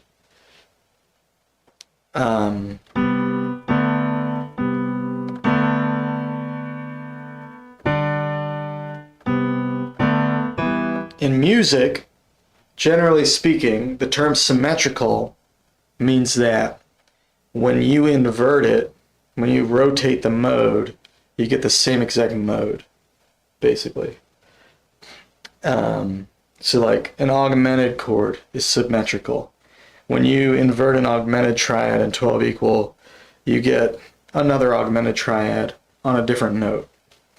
The chord quality is exactly the same, it's just transposed. Symmetrical scales include the whole tone scale, diminished scale, Messiah modes, yeah, those are symmetrical as well. Yeah, so there's quite a few symmetrical scales in 12 because 12 is highly composite, so it has a lot of symmetrical scales. And I don't have an issue with those scales in the general sense, but they are not foundational scales comparable to the diatonic scale. The reason the diatonic scale is so powerful is because it's not symmetric. It's always balanced towards some root. So like if you noodle around or try to write music in a diminished scale, in an octatonic scale, in 12 equal, you can find cool chords, you can find cool sounds, but there's no obvious center. There's no obvious tonic. It's hard to create a sense of resolution in a home bass, not because there aren't tense chords and resolved chords, there are. It's just the way they all relate to each other in an overarching structure. There's multiple places that are equally suitable as home base. So, there's like 4 major triads in the diminished scale or something like that. I can't remember, but I think it's 4. And then, so you could root it on any of those, and they could also be minor. It's just like, it's too ambiguous. And so it's hard to create a structure around that. It's a lot easier to just throw that scale in relation to a different like diatonic kind of underlying thing. So like you're in a diatonic key for the most part, and then you use an octatonic, you use a diminished scale like with one chord that is just a generally tense, ambiguous chord, or just you use it to transition to another place, but you don't stay in that diminished scale, or stuff like that. It's good for like those are good for like transitions and like temporary states, but it's really hard to just like compose a whole piece around it.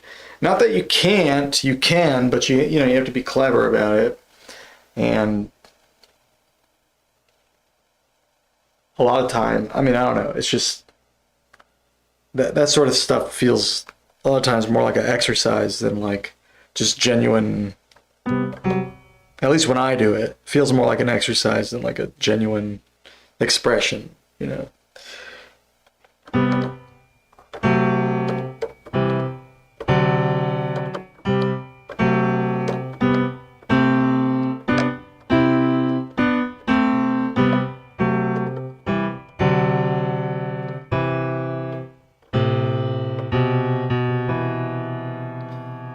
Foundational scales are uneven because harmonic series is uneven. Maybe, yeah, I don't know.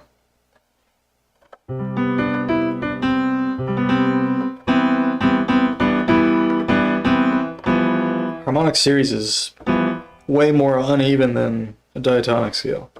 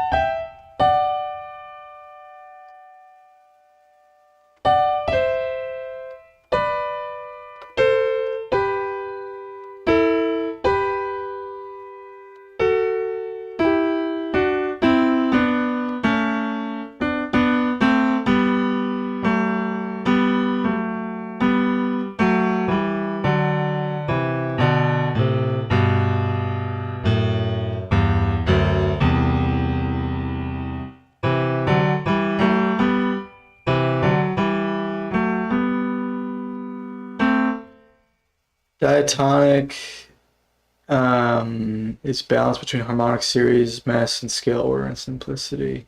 Yeah, maybe so, yeah. A lot of common scales that aren't MOSs, aren't constant structure. Yeah, like melodic minor and harmonic minor.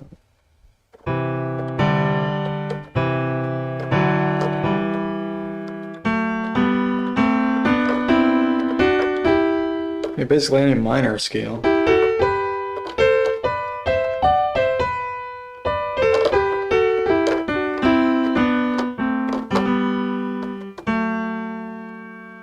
Blues scale.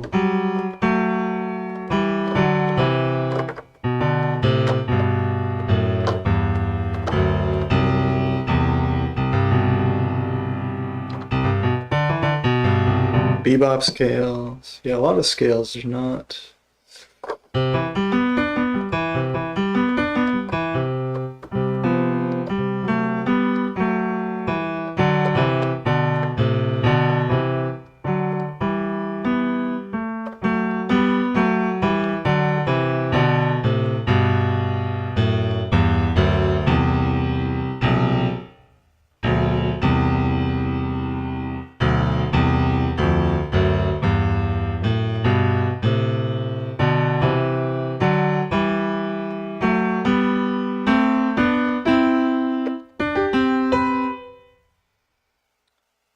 A little doubt here. I believe that. Also, modern pop music uses tonal ambiguity a lot, and by messing around in E and ring scale finder a lot, the scales with the most ambiguities are highly asymmetric. Pop music uses tonal ambiguity a lot. I don't know why you say that. What do you mean? Pop music uses a lot of pentatonic scale melodies, and like, I mean, if by tonal ambiguity you mean like there's more stuff now that's like kind of modal, like Dorian or like Lydian, I can see that. I mean, unless I'm like out of the loop, I don't know. I don't hear a lot of exotic scales in pop music. I mean, I'm sure it happens sometimes. I've heard some like really interesting stuff harmonically in like some like hip hop and like some of Beyonce's music.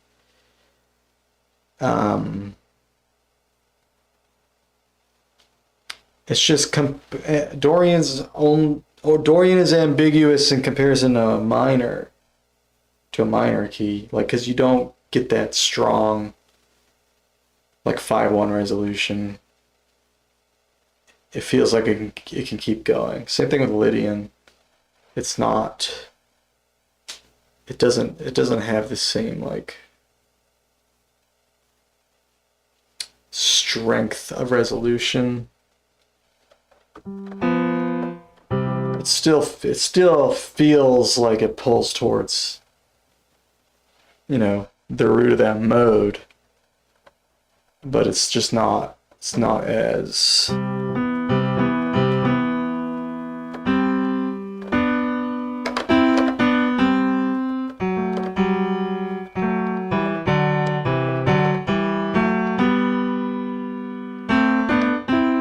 I'm not saying interesting stuff doesn't happen in pop music, and you know, I know like Adam Neely's probably got videos about all this cool stuff that happens in random pop songs, and you know, Boots Were Made for Walking is microtonal, and you know, like shit like that. Well, like at the same time, those tend to be like one-offs. That's not like the landscape of popular music. There's a lot of great pop songs that do interesting things harmonically. And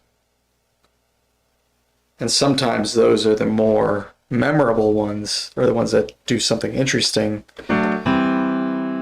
But if you just go to a store or put on the radio or whatever, listen to whatever's popular at any given moment in time,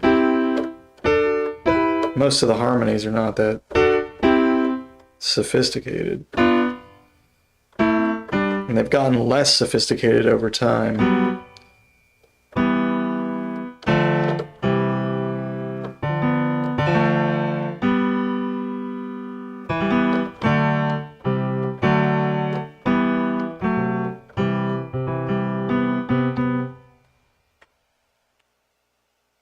No point looking for raisins and cow patties. Yeah, exactly.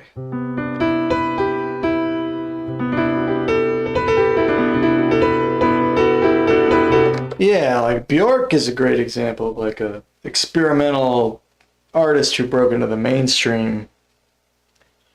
And there's, if you look at any era, there's interesting stuff that happens. Like a lot of 90s music has interesting stuff harmonically that is not, it's not the same harmony as like classical music. Like you have major chords all over the place, even where they're not in the diatonic scale, or you're like borrowing chords from the minor scale when you're in the major scale, and you know, stuff like that is interesting. And you know, like different different eras of music have their own interesting harmonic like flavors and stuff. And then like you know, you do have occasional artists who get mainstream success that are very exploratory and do a lot of interesting stuff that music nerds get excited about, and like Bjork is one of them. She does a lot of interesting stuff with rhythm, with like electronics, with harmony, kind of ignoring what's happening harmonically, doing interesting chords and stuff. And then Radiohead is like a great example that, not that they necessarily do like the most cutting edge stuff harmonically, but they have, you know, they have sophisticated chord changes and, or like elaborate chord changes, and you know, they have songs in like 5/4 and whatever, or like Pyramid Song. It's like such a weird thing to actually like figure out what's going on, even though it's just in 4. Tomorrow, GD stream, please. Yeah, man, do it. Adult contemporary tends to have pretty interesting harmonies. Yeah, anything like really jazz inspired is gonna have more sophisticated harmonies for sure. Yeah, not in a grunge, but honestly, has some pretty interesting harmony. Exactly. Yeah, a lot of like major and weird places you might not expect. You heard Radiohead too late. Yeah, I mean they're a great band. They do a lot of cool stuff. The thing is like Radiohead has influenced everyone so much now. Like I just heard a new Harry Styles song, and it's got so much like late Radiohead influence. It's like crazy. Like from King of Limbs, basically. Like the style of drums, and even just like the overall kind of ambiance of it. I mean, it's a little more like modern pop EDM style than that, but the influence is like undeniable. And it's just like their aesthetic has seeped into like so much stuff. Radiohead sound just like some rock to you? I mean, what did you listen to from them? Cardiacs have actually deranged harmony. More people should analyze them. Tends to harmonic innovation. You hear their stuff. Heard too much of that influence.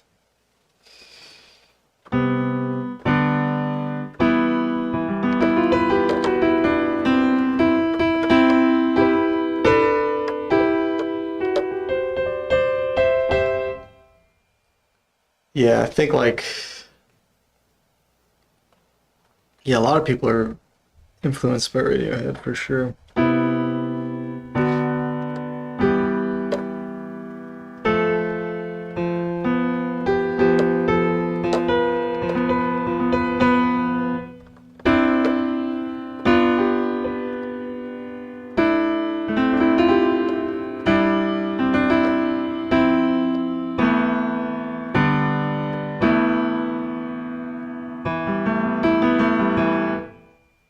You didn't get what's so great about Hendrix.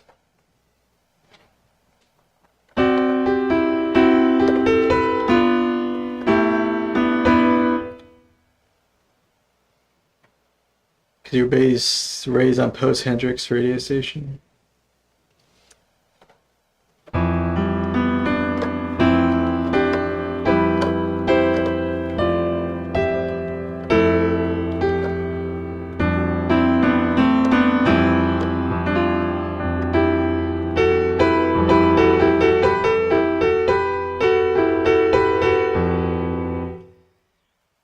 More of a great for his time guy. He's been totally eclipsed by everyone else who learned how to play his style better than he did, and then went beyond.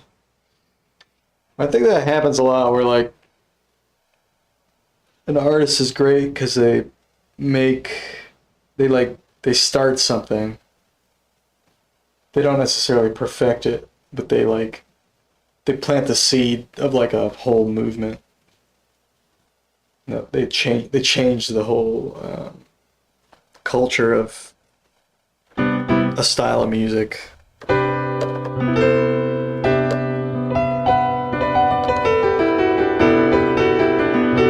I like Hendrix, but I don't listen to him a ton. He's not my like go-to classic rock guy, but he's got great tunes and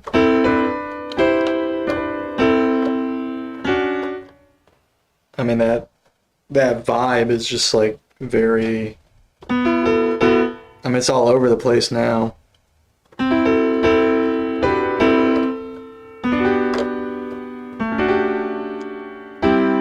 It's kind of dated now though is the thing, like not a ton of people doing like Hendrix style guitar now, but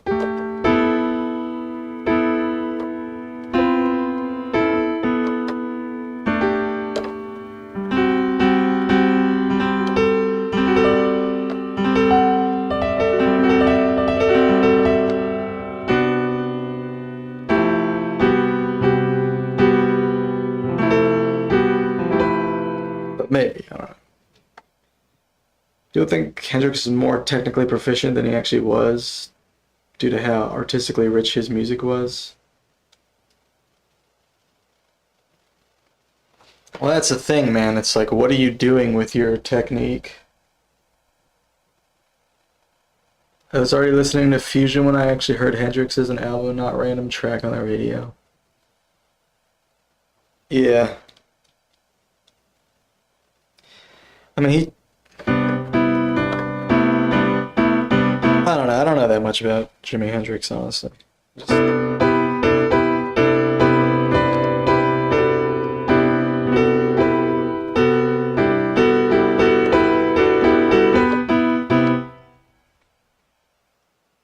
I think he like basically influenced like Led Zeppelin and all them. Like he made rock more aggressive and kind of gave it a little more grit or something. I don't really know. I don't know how that works. I don't know the timeline there. They could have been before him for all I know.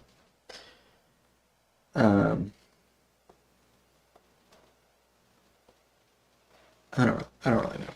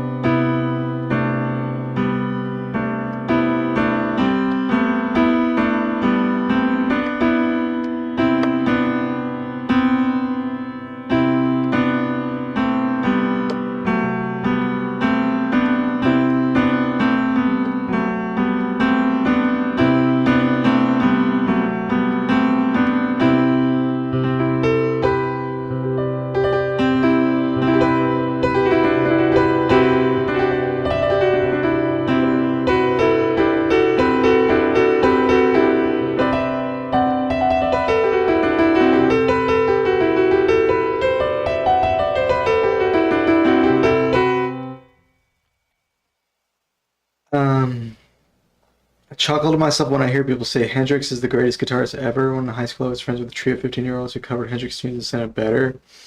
And of course, wrote their own material and kicked ass with that too. But as doing new and being technically proficient does not always come with the same person. GD, please. Yeah, man. It's coming, dude. You just wait.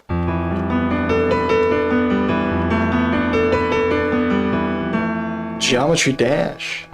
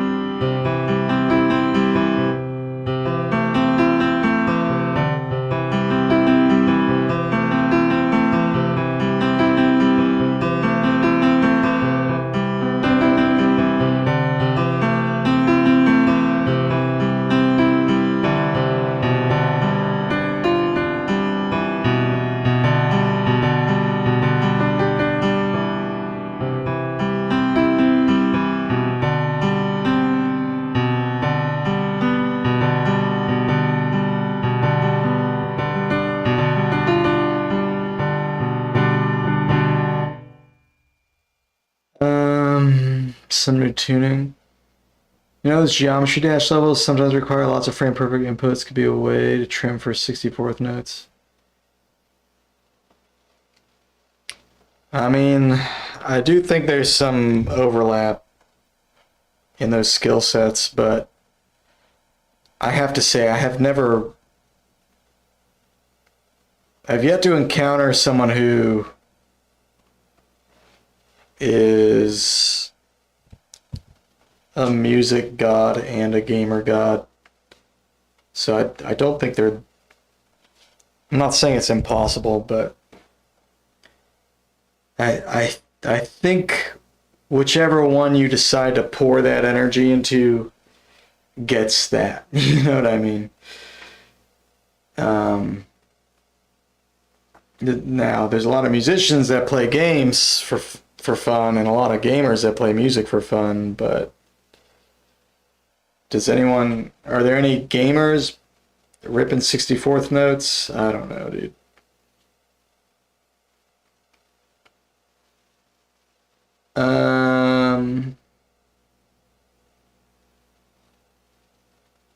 Yeah, I do think it's an interesting, there's an interesting similarity there, with micro rhythm and micro timing, and timing these frame perfect inputs and stuff.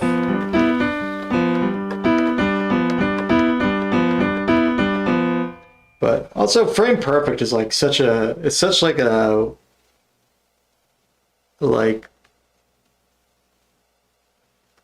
almost like a loaded term, because people just hear frame perfect and they're like, oh my god, it's frame perfect. But there's a lot of frame perfect tricks that are not actually that hard. It's not that hard to do. You just have to do it at the right time, if that makes any sense. Not everything frame perfect is super difficult. Now, chaining a bunch of frame perfect inputs in a row that's almost always going to be very difficult. But I mean, there's some things you have to do, that gamers do that aren't frame perfect, but still monumentally difficult. I mean, it's just, it can definitely contribute to difficulty, but it's not.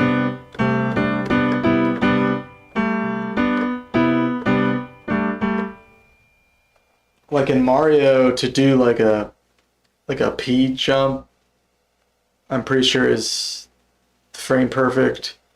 And there are levels where you have to do there's Mario Maker levels where you have to chain a bunch of P switch jumps, and they're all frame perfect jumps, but it's really not that hard to do. It's not like you have to practice that for hours and hours and hours necessarily to learn how to do that. You can kind of get used to it because you can just see when it happens. Yeah, I don't know. It's not really that crazy. And then there's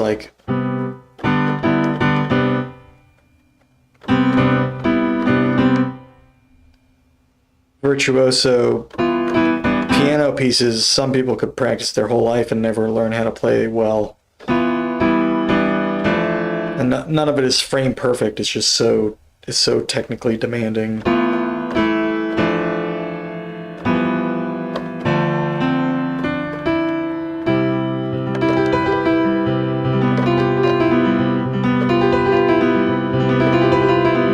I mean, I put probably hundreds of hours into just Moonlight Sonata third movement. I still can't play it the way I want to play it.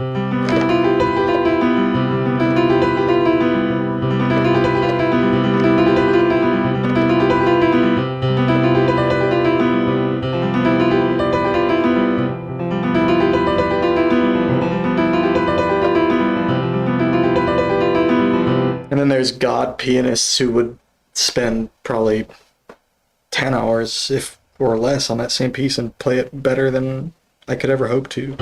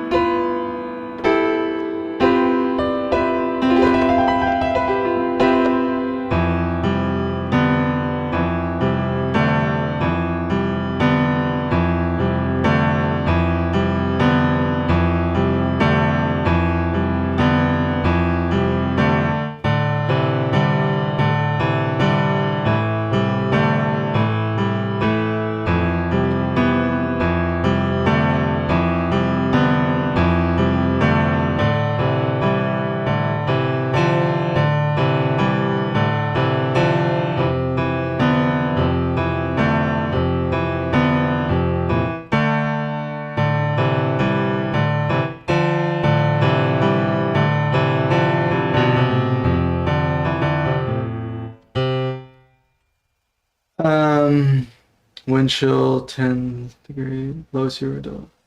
It's really cold, yeah. Music killed all your video gaming. I still do a little of both, I guess.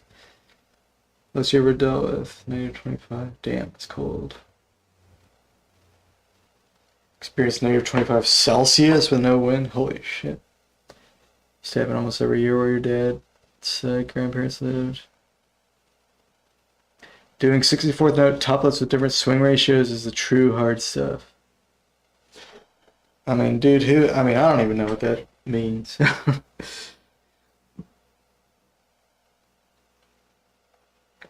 It's like a bunch of random, like doing like 3 polyrhythms at once kind of thing. Like, I don't think I could ever do that. But I've seen this drummer do like any polyrhythm you can think of like perfectly. Just like shits it out. And like this, I've seen this pianist too, same thing, like just shits out these polyrhythms. It's like it's all I feel like their brains are just different, because I can't like have 2 simultaneous rhythms playing in my brain. I have to just combine them into one slightly more sophisticated rhythm. I can kind of focus on one and hear it, and focus on the other and hear it, and I can learn the sound of them together. But I don't really have that. I'm not truly independent. Like, I don't have true independence.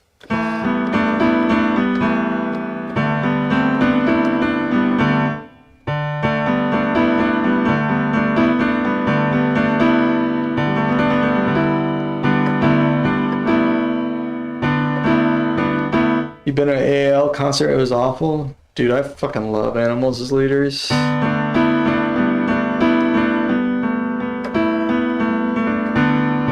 concert sucked. Really? I saw them a couple times, but the first time was like, shit, I was like 19. So it was at, I think they only had their first album out. Maybe the second one was out.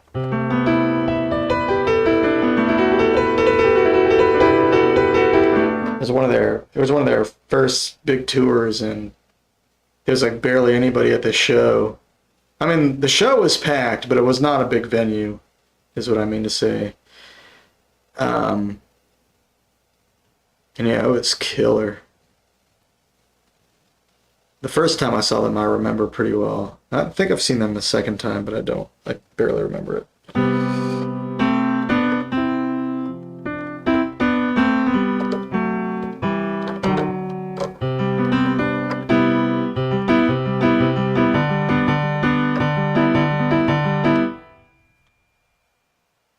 Can they improv? You don't need a conceptual energy if you just memorize the pattern by root repetition. I know a lot of Chicago. Well, you still have to come up with a song, you know. I know a lot of the Chicago no wave and post rock artists in the '90s would improv absolutely deranged polyrhythms often.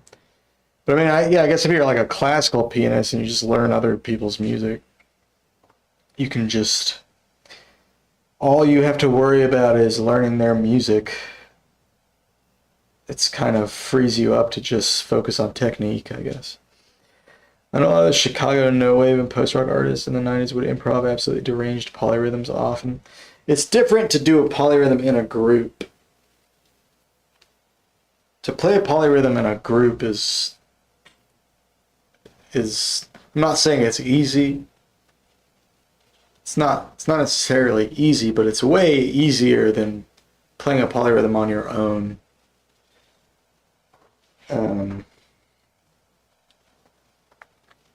Because you can kind of tune out what everybody else is doing as long as you know like where to focus. So like when I think that's like the better way to do polyrhythms too, is like in an ensemble. That's when it gets cool, when it does get cool, which it rarely does. But certain bands do them really well, like Palm does fucking really cool polyrhythmic stuff. I always hear Car Bomb, but I don't really listen to them. Now, obviously, like Animals as Leaders does sort of polymetric stuff, but Tigran Hamasyan does really cool polymetric stuff. Yeah. There's no deranged poly to me, really. It just sounds normal. You just need to feel the pulse. Yeah, but Domine, can you play a polyrhythm? You went to high school with the basses? Yeah, dude. I saw Palm on their like farewell tour. They came to Atlanta. I got right up front, dude. It was such a good show. That was just a couple years ago, if that. Yeah, I'm pretty sure they disbanded, unfortunately.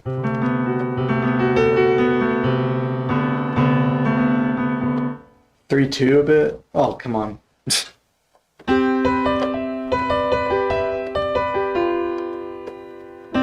No good at playing. But hearing it means nothing to you, I see, okay. Fair. Skin Tension has tons of cool polyrhythmic stuff. Semi-improvised tech metal. Holy shit, that's crazy.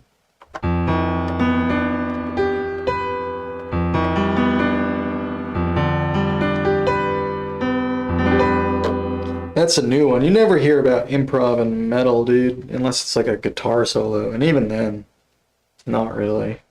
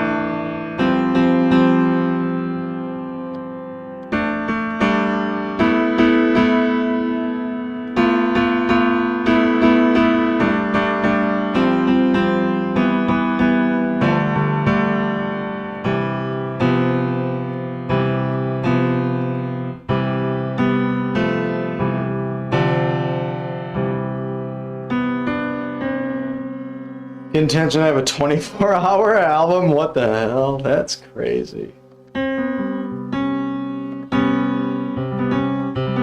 Check out Imperial Triumphant, Wild Dissonant Black Death Metal, trio of all jazz trained musicians. Everybody's with John Zorn.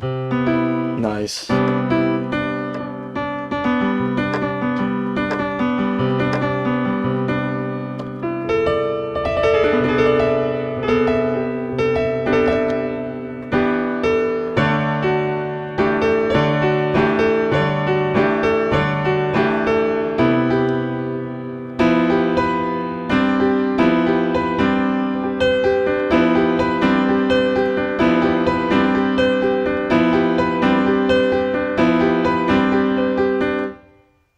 need to like focus on tuning again.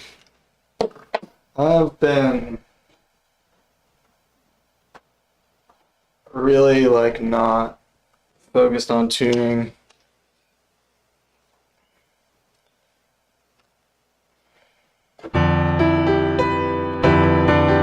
I feel like I've learned like nothing about like microtonal harmony in the last like 4 months or something. Like when I was deep diving 22 Ito, I feel like I was like figuring out a lot of stuff. But I think I've just been jumping around too much. I either need to like go back to 22 or kind of do the same thing with 27 or something. I need to like pick a tuning and just like grind it to death.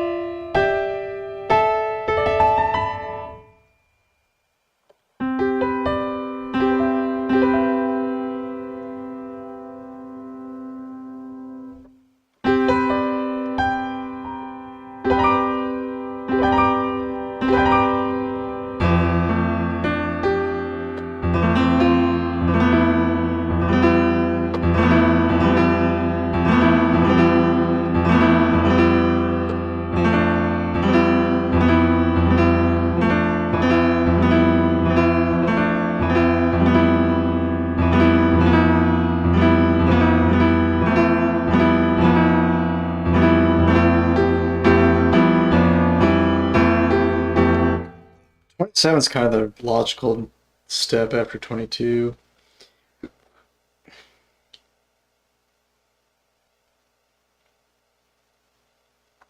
Do some piano singing in 22. I definitely will do more of that. I'm trying to find... I've been really focused on sound design lately. That's just where my brain has been. I have a couple songs I've been working on in 27 too. Like I have this thing.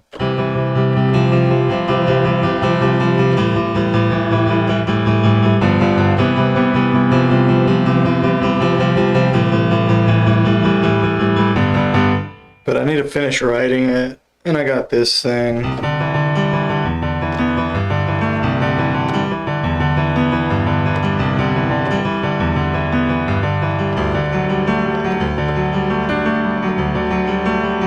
Which I also need to finish writing. So those I will finish eventually. And one of those will be a song, or at least have some vocals. But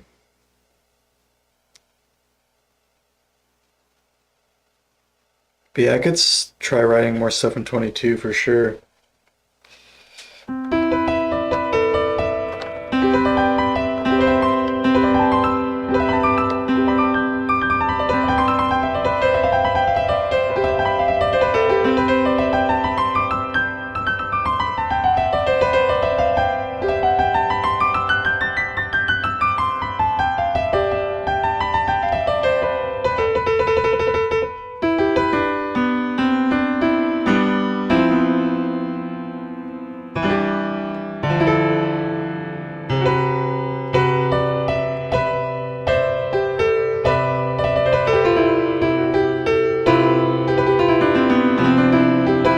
I'm gonna write more stuff in 22.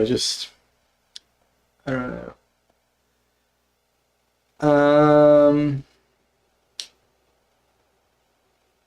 You kind of get, kind of don't. You're heading out later, Delta Quartz. Yeah, it's not about 22, just a tuning note. Yeah, exactly.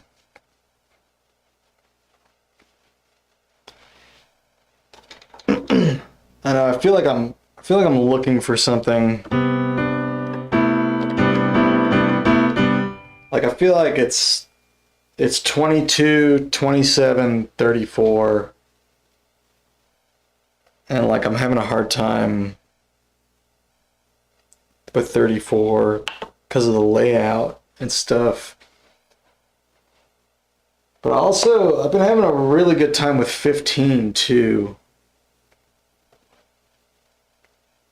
But I don't know, I feel like I like sharp fifth tunings. Like a sharp 3/2.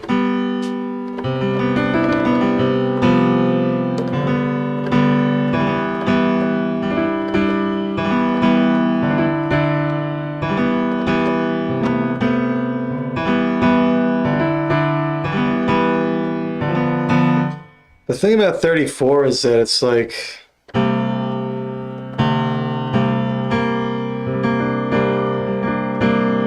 it's so many notes. And a lot of the different notes are like just a shade different.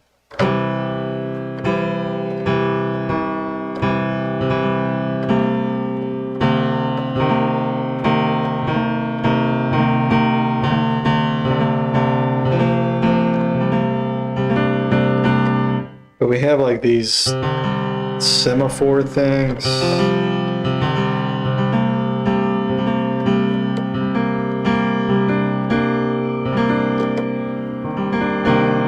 There's like sub minor. These like just minor. Neutral. Major. It's like super major 17 Ito thing. I think Margot Schulter calls these like neo-gothic or whatever.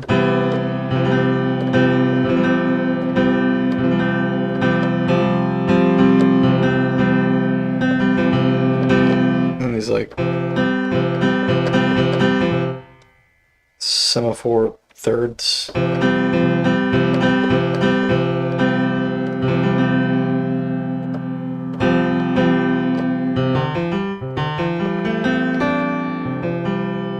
Ultra major thirds, whatever that is.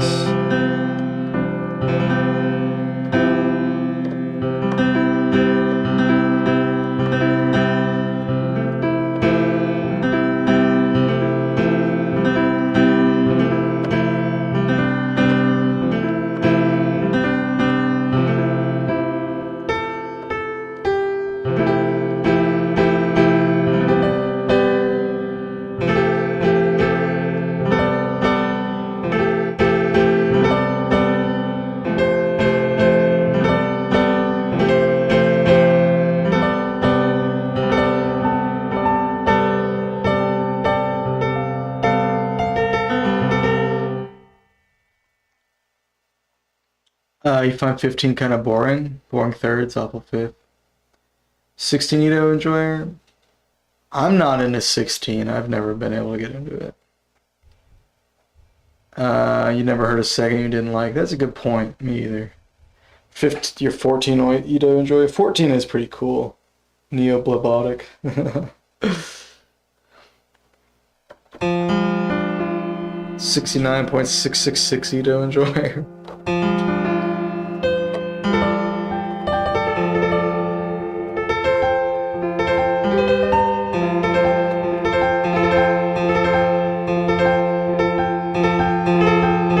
I know I like the sound of 34, but like this layout is so annoying compared to my other layouts.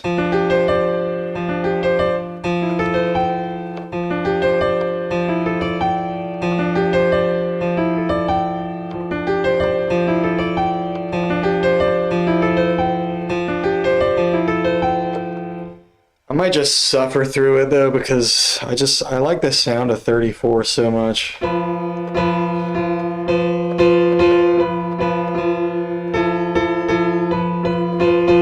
But the other problem is it's so many notes, it's really hard to like make sense of it.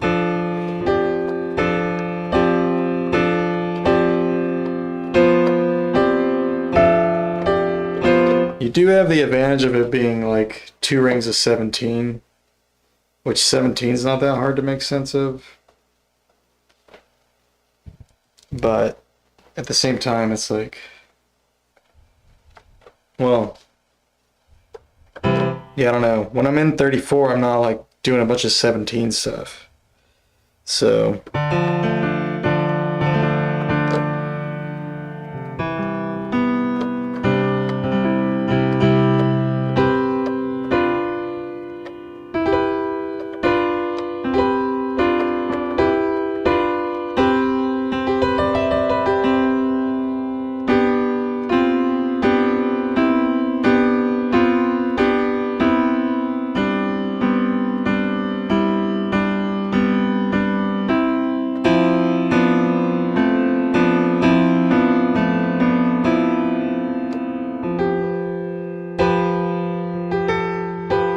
So many notes, that makes it trickier. It applies to finding a good layout too, exactly. Yeah, I've been thinking about my setup on my board, and like I have like 34 I really want to learn, but it's hard because of the size. But then I also have 41 on here, 43, 49 I do think is really cool, but it's so far away. 46, I feel kind of similarly about. And then 53, okay, like 41, 53, 31, I kind of have on here just because I feel like these are tunings of interest. But it's like, do I need 43? Do I really need 41? Do I need 46? I mean, they're cool tunings, don't get me wrong, but I'm having a hard time with 34, which is, out of all of these, the one I'm the most actually personally interested in. And it's like, maybe I just need to add some more smaller tunings. Like, I don't have 15 on here. I don't have 17. I don't have 19. Those are all good tunings. And they're way fewer number of notes. Like, having fewer notes is really nice. And I mean, honestly, like even like 25 and 21 and all that are like cool. 23, those are all cool in their own way, and they're way fewer notes. Like, who needs all those fucking notes, man? It's too much.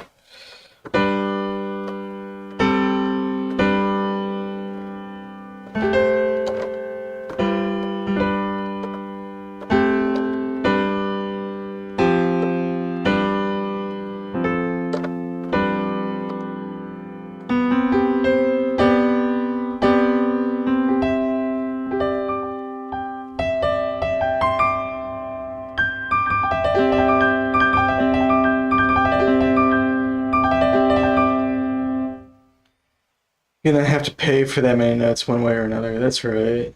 Most people say that big Edos are so cool, don't make much music. Yeah, I mean, it's just, it does kind of get in the way.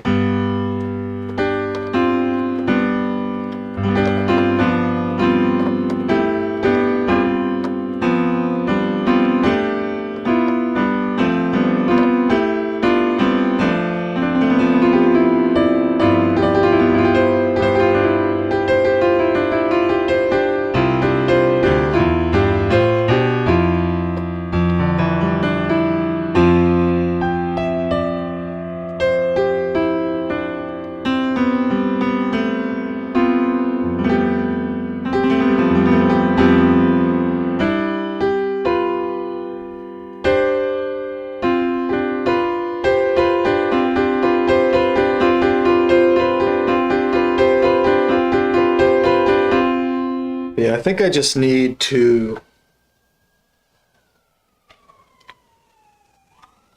not worry about all that and just actually try to get something done with 34.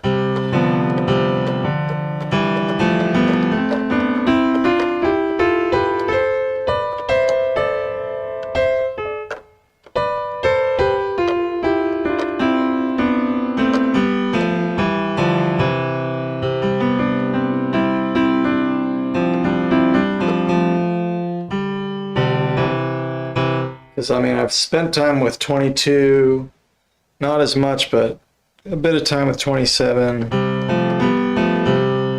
Like 34 is like an interesting step from there, because it's not like the next, it's not like going into ultra pyth. It's kind of pulling it back a little bit, but it's still got the same nice tone. I guess it's parapyth, so it's a little bit sharp fifth, but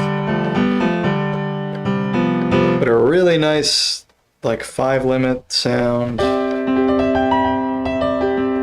The really nice 13 limit stuff and the neutrals.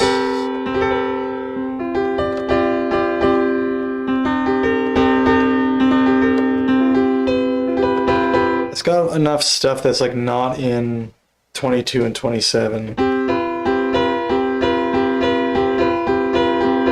I know 27 has neutrals, but they sound different in these tunings. Like 34 is a little cleaner sounding. I guess the neutrals are in 17 as well, but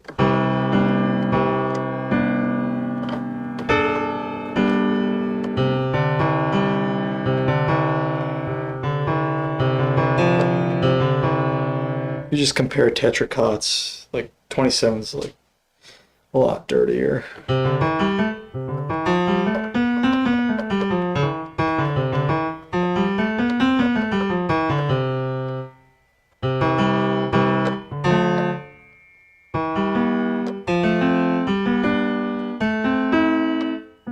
think.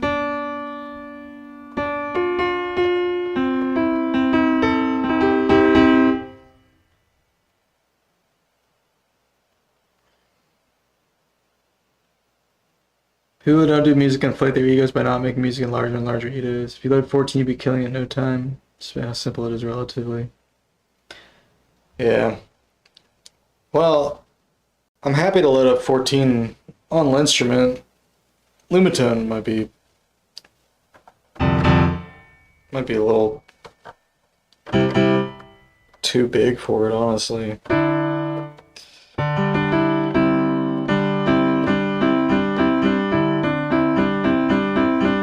But I don't know, it depends on the layout.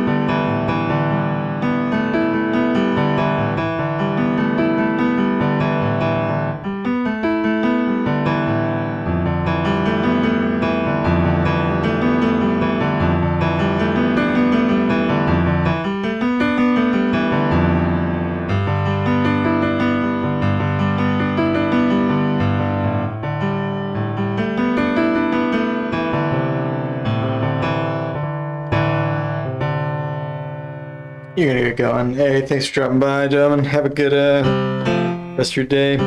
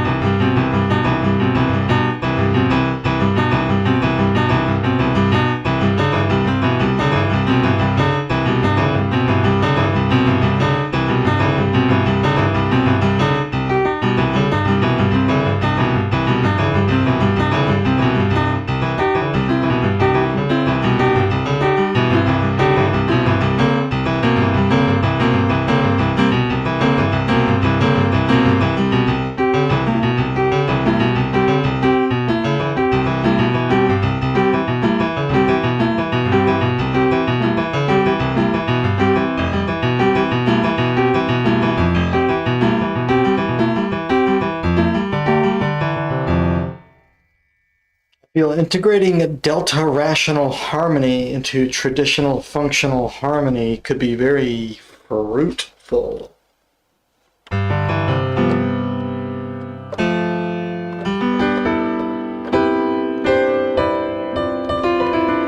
How you gonna do that, spiky thing?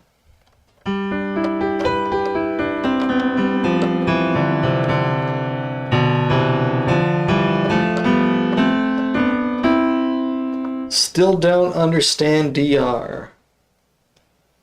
It's not that crazy, it's just, are the harmonics of the chord themselves harmonically related?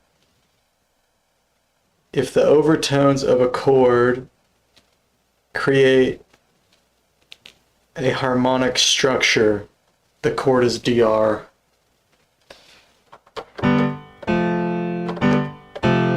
And sometimes this happens even if the fundamental chord, like it obviously happens if the chord itself is harmonic.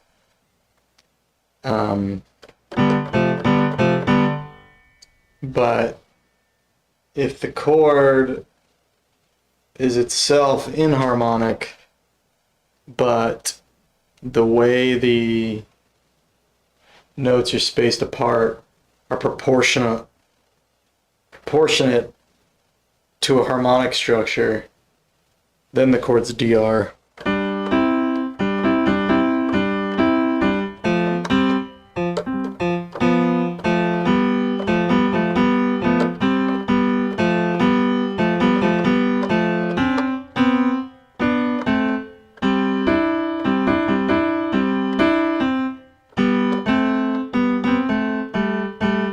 Now the question is, what does that matter and who gives a shit? I don't fucking know, man. That part I don't get.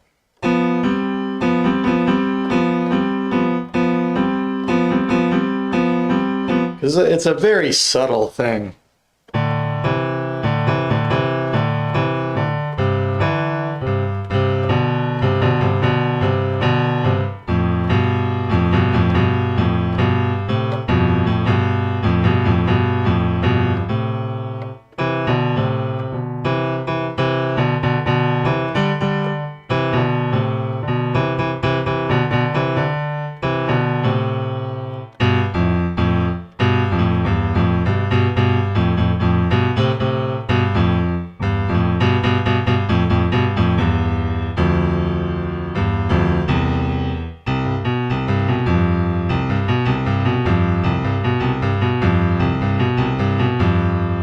The beating pattern of DR chords can be seen as encoding melodic and harmonic information, which could help with chord progressions. And the rhythm of the DR chords could help bridge rhythm and harmony, the rhythm of the beating patterns. I mean, maybe, man. Maybe. And that sounds cool, don't get me wrong, but let's do something with it. You know what I mean? Do something with that idea and show me that. And then explain how it relates to that.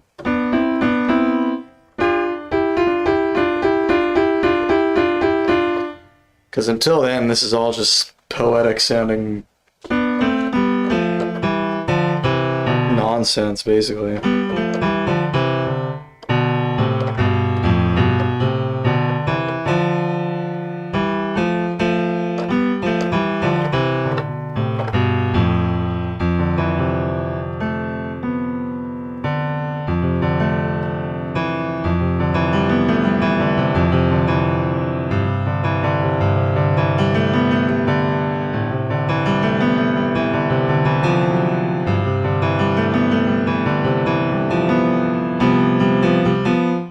There's like, you can say a really cool artistic idea, like a concept can be really cool, but that never, the coolness of that never compares to the actual coolness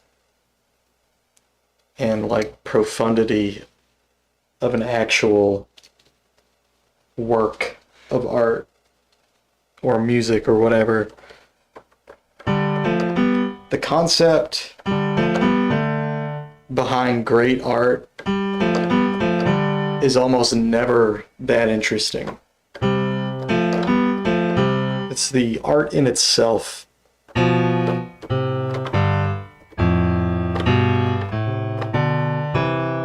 It just speaks for itself. It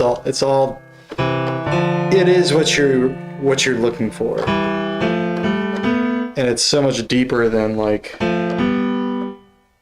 it's so much deeper than being like, oh, this, I don't know. It's just whatever. I mean,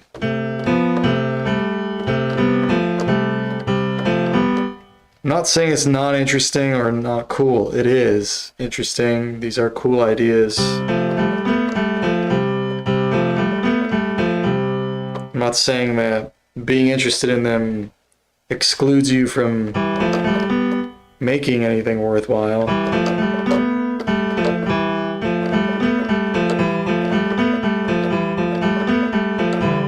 Just, in my opinion, it's almost like a different goal. The goal of sounding interesting when you're talking about making music and actually making interesting music, those are two different things. And it's not just music, because it's every type of artist I've ever met.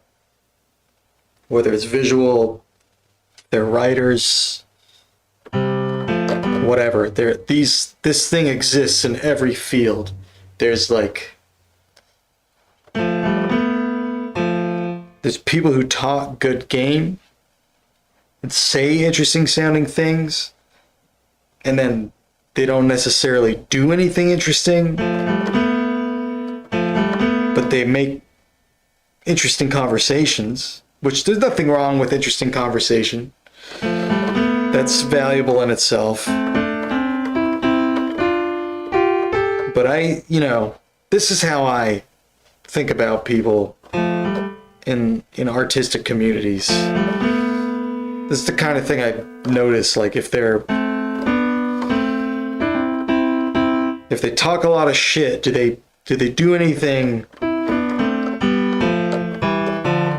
Like Zia is a great example of someone who, and maybe she's the only one in the Zen world, who says a lot of fucking bullshit, but actually does things.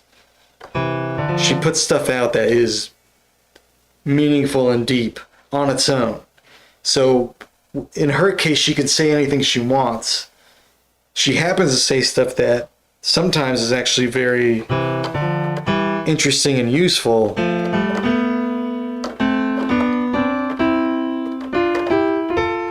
Sometimes it's, I think, nonsense, or I just don't get it. But sometimes it's great.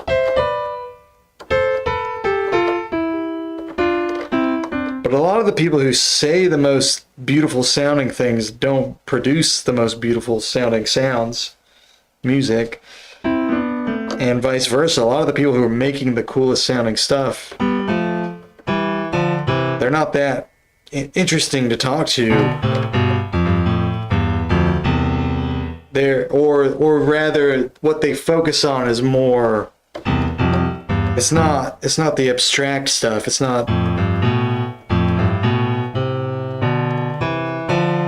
not trying to completely turn harmony upside down on its head, do DR.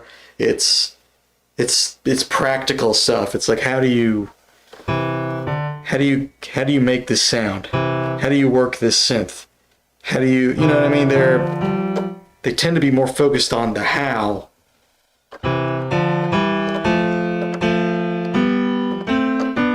Because they're doers. They're not pure thinkers. Like that's really the dichotomy. It's like you have thinkers and you have doers, and everybody is a mixture of the two. But some people are just thinking about shit and just having conversations. And some people are just making art and not really having much conversation. Most of us are somewhere in between. She's the worst because she makes me want to understand what she's saying because she backs it up, making me want to learn all the math. Like, well, the thing is Zia's ideas are not that mathematically involved. Her ideas are pretty easy to follow for the most part, and when they're not, it's because she kind of just goes off the rails. It's not because it's really difficult to understand mathematically. It's because she's, I don't know, not even really. It's like word salad.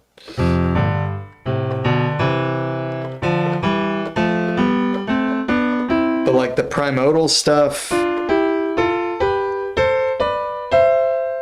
that's really not that hard to understand. You don't really need to be that. It's not math heavy. You don't have to crunch numbers.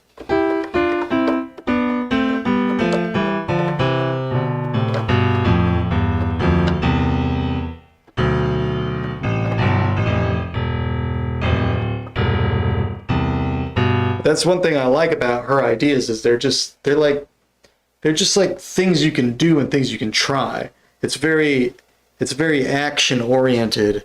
It's not bogged down by like a whole bunch of fucking shit you don't understand. Like, it's just really primodality is just playing with the harmonic series.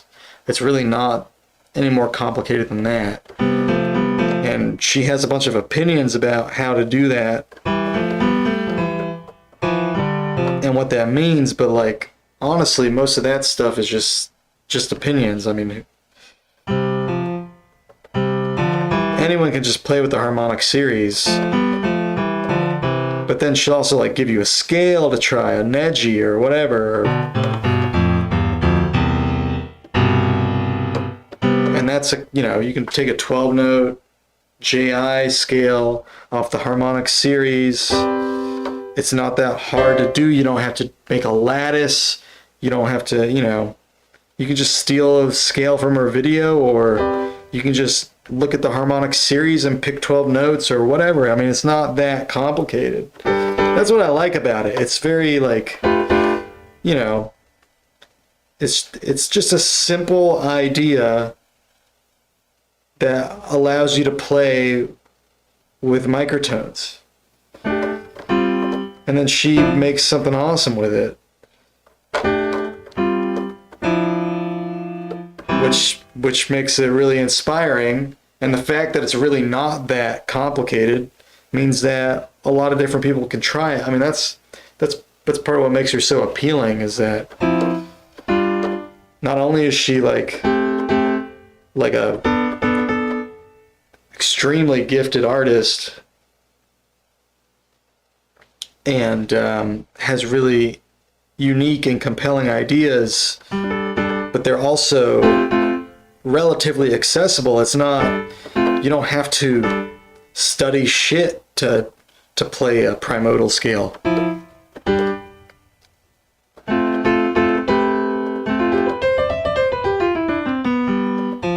That's why some of the first microtonal stuff I did was just playing with that, because it was easy. It was easy and it sounded cool, and that's all there was to it. So you just get it going. The hard part was just figuring out how to retune my instrument.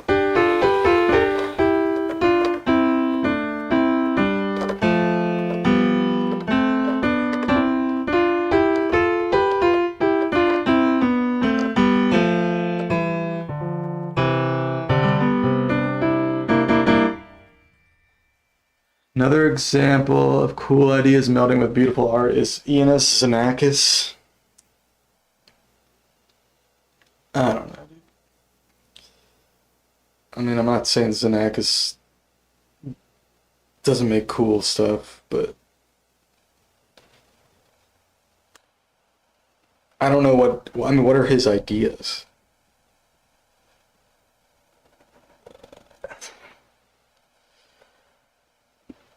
Primordial's good. Savage is good for this too. There's a lot of like modern art that is just more. And Xenakis is not like an example of this, but that culture that surrounds it is like there's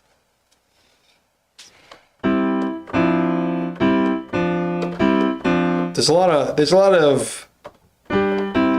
of modern stuff is just pretentious garbage, to put it bluntly.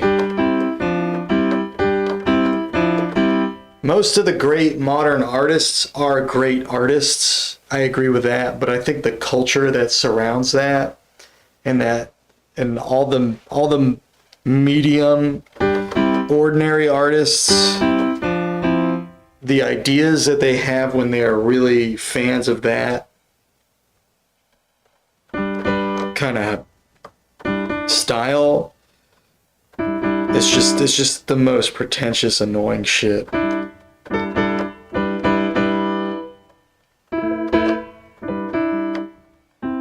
It's like, I don't have a problem with Xenakis, but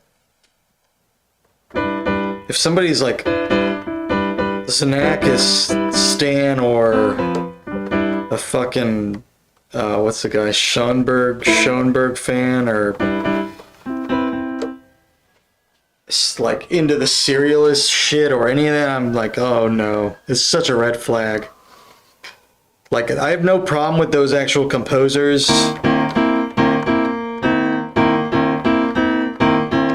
but their fans and their worship, and like John Cage fans are the worst. And dude, I like John Cage, but his fans are the worst. The people who take him seriously, I can't take seriously. People who are like, think 433 is like the most profound fucking shit, and they're like, everything is music. It's like, okay, then stop fucking making music. Just go listen to a fucking air conditioner, if that's so fucking beautiful, man. Like, what are you even doing? Why do we even do this? Like, it's just fucking, and it's a lie. No one actually believes that, but they'll tell you. They'll be fucking completely fucking serious. Like, all sound is music. It's all beautiful, profound music. And John Cage showed me that. It's like, no, he fucking didn't. Because when you go and wait in the fucking line at the DMV or wherever, you're still fucking miserable, man. You're not listening to the fucking groaning, whining, the neighbor's dog barking is still pissing you off, man. Like, you're just full of shit. It's just fucking, it's just garbage. It's just lies. It's just people deluding themselves.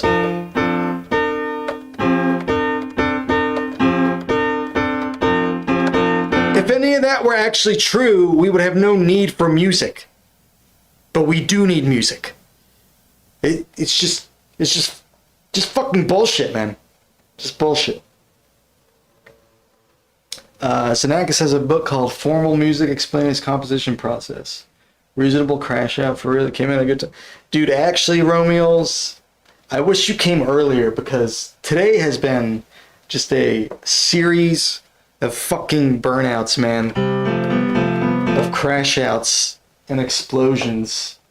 Dude, Romeos, have you looked at that pitch grid shit, man? If anyone can make sense of pitch grid and appreciate it, or maybe not appreciate, but understand it, it would be you. And I was looking at this earlier, and I'm seriously getting pissed off at it. Yeah, I would love to show you, actually. Give me just a second. Let me set this up.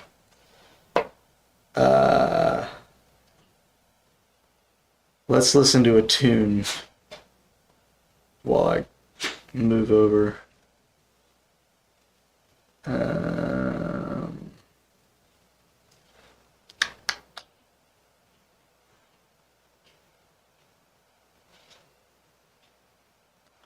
I'm not finding any music. Here we go, Francione.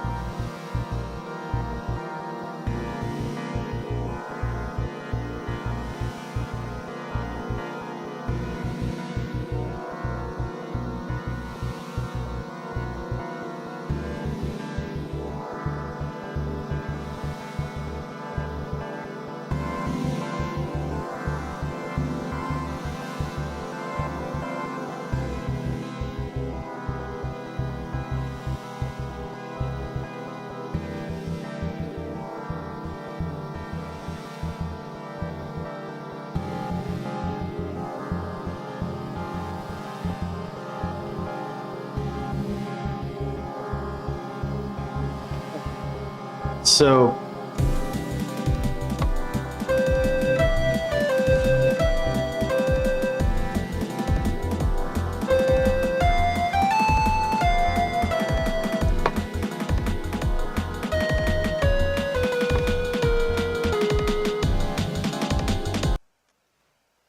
drums in there are pretty cool.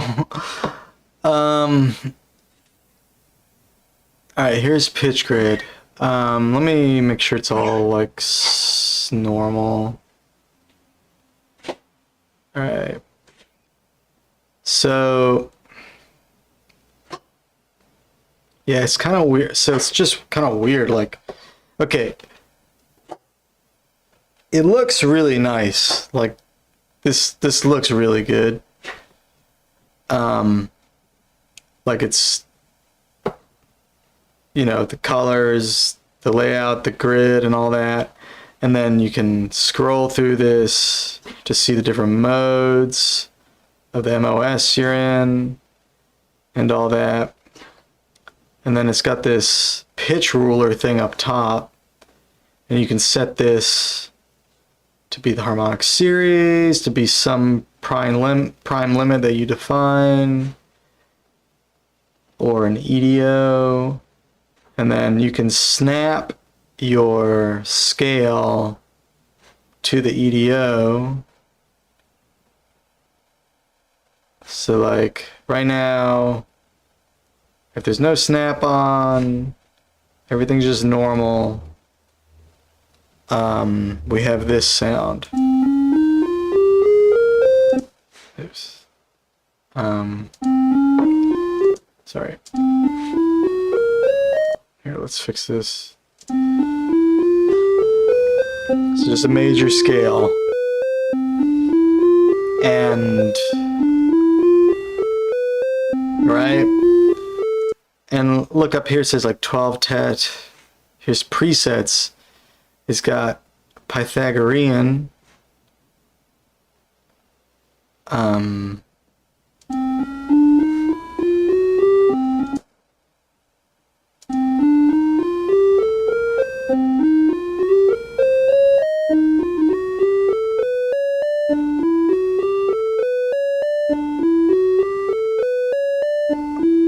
Which I guess the E's a little sharper now.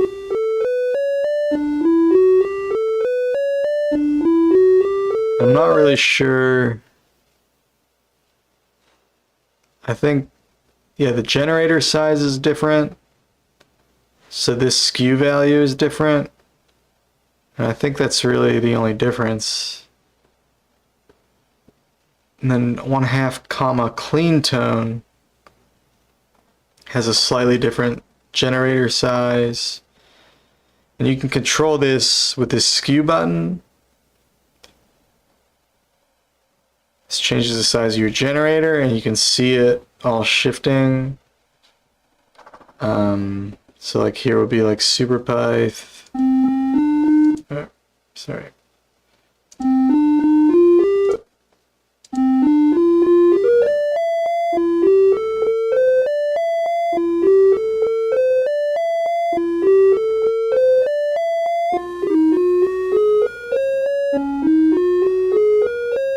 There's super pyth. There's like Pythagorean, kind of a mean tone, so on. And you can type in the skew value. Now, the skew value is a value between 0.5 and 1. So 1 gives you, if your stretch is just set to default, it just gives you an octave.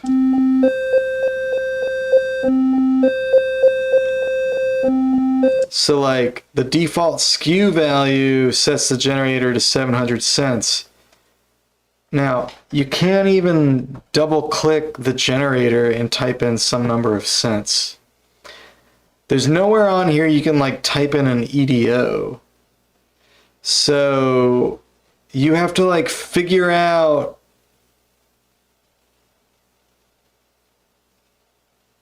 what the skew would be for your fifth in whatever Edo you want if you want to play in an Edo.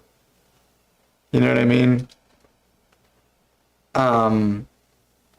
And who knows what the hell that is? Like the skew for 12 Edo is 0.58333. I mean, they don't tell you the formula or any of that. Yeah, I mean, so how do you even put this in 22 Edo? You know what I mean? You would need to fine tune this so that the generator would be the size of 22 Edo's fifth. And then you would need to change the steps to 22 and so on. And then the letters it's going to give you, it's not going to give you ups or downs. It's all going to be sharps, double sharps, flats, and double flats. And then there's also the layout editor. It's the equiv sense divided by generator sense.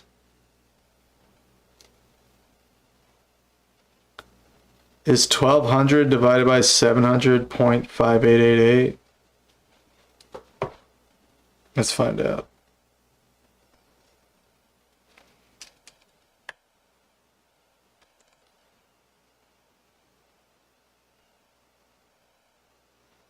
Or the opposite, 700 divided by 1200.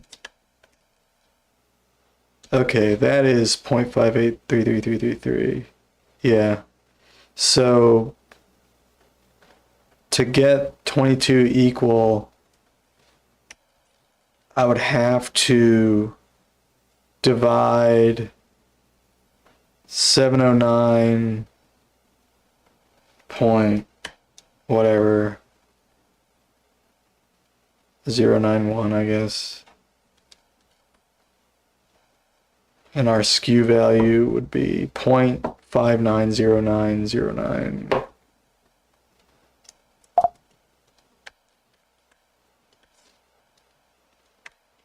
So now, if I set this to 12 to 7,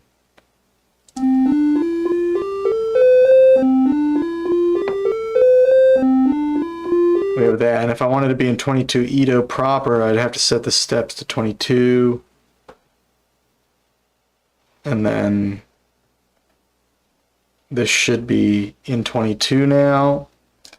Anyway, you see how this is kind of a fucking pain in the ass, man? Compared to like every other retuner. Like, I think this looks cool. You think it's kind of neat. And then you can like stretch it too.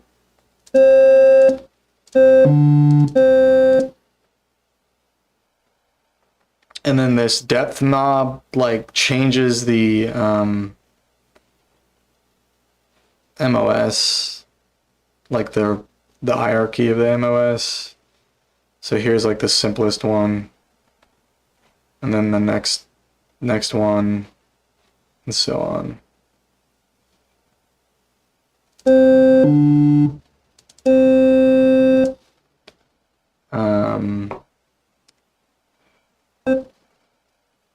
So like, it forces you, yeah, you have to use the MOS. And if you want to like, well, here's the other thing is like, it doesn't have any modulators built in. Obviously, you can modulate, you can automate these knobs. You know, you can open up the automation in Reaper and you can adjust. Now, like, if I try to change the skew, for instance, which that would be the one you would probably want to play with the most anyway. Like, okay, hopefully the value, okay, the value does show up, but then I mean, you can type in the value, I think. I'm pretty sure. So you could go in here and edit, set point value to whatever you want. So you could do that. It's made for a very specific type of microtonalist.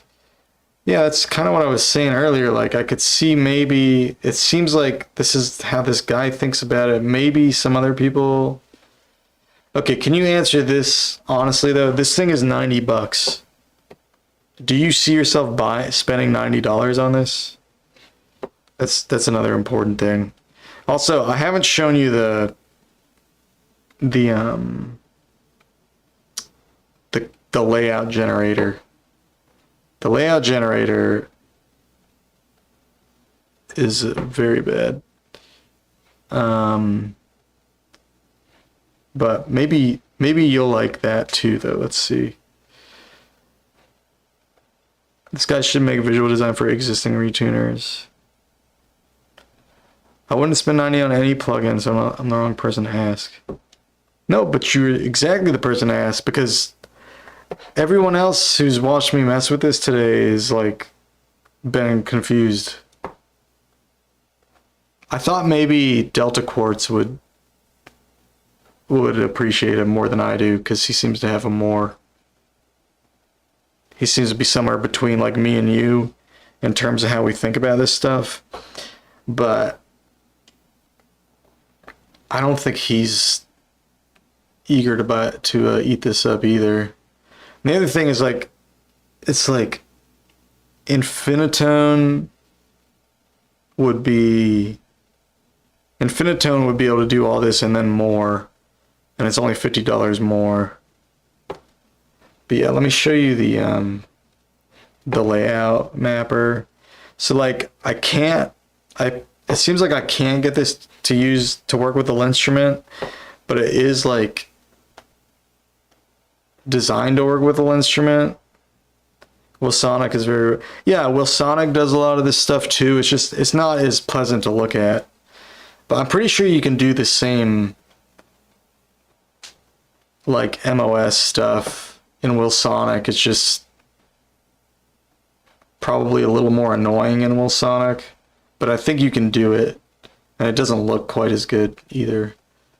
So, I mean, aesthetically, I think this is fantastic. And I mean, I don't mind this, but it's also like, how are you going to use this musically? You're going to have to program all these automations. This thing doesn't even have like a LFO in it. It doesn't have like a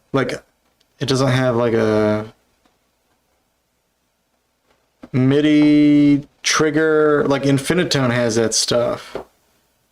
So like if I wanted to do the kind of stuff I could imagine myself doing with this, I think I would just do it with Infinitone if I wanted to spend money on something, because I would be able to do that and then more, and I think it would be easier because I could just put the MIDI triggers in and just change the tuning that way. And this doesn't even take Scala files. Like, you have to do this.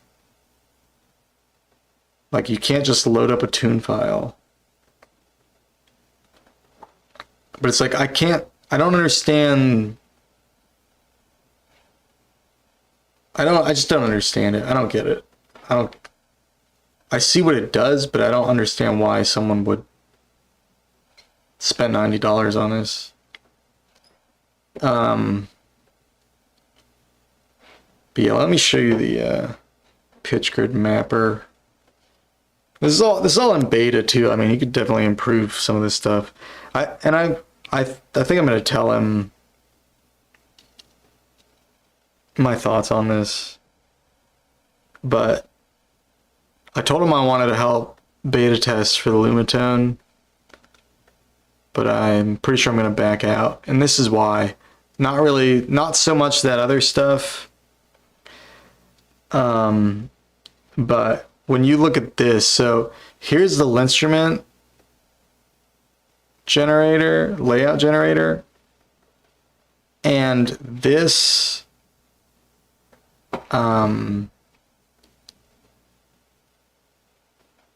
Huh? What happened to this?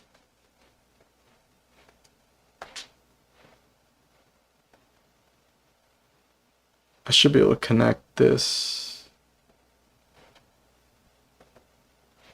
Okay, there we go.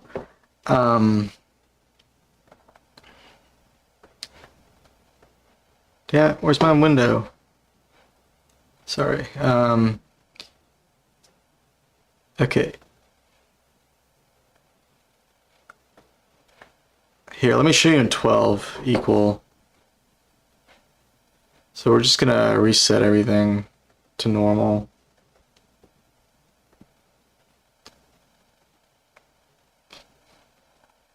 So we're in 12 equal right now.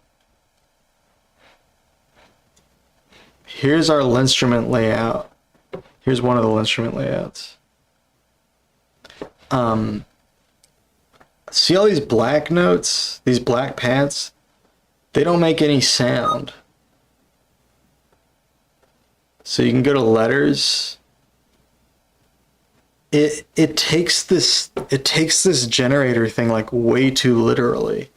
Like A sharp and B flat aren't even the same note anymore. Like because of the way the generators are stacked. Like it only goes to G sharp and then it stops.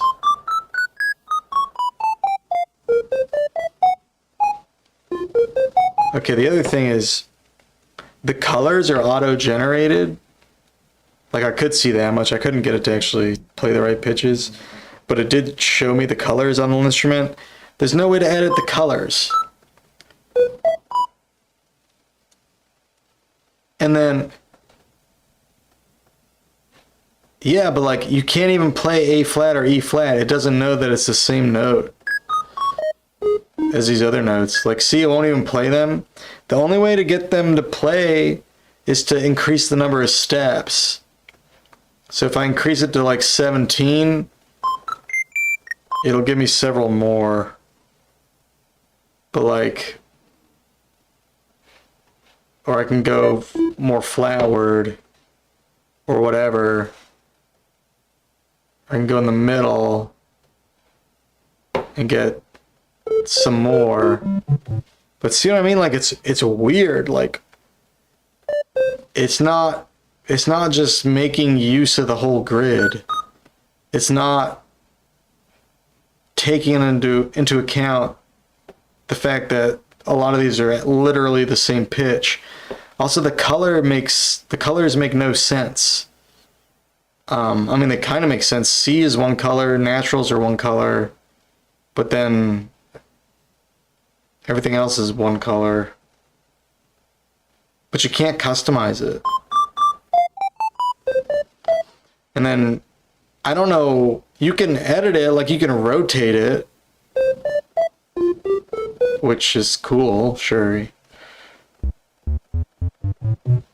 And you can press these buttons, you can skew this.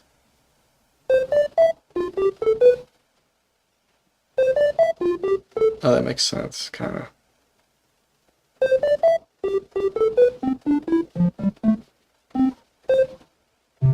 Why is it going backwards, though? It's just, oh man, this thing annoys me so much, dude.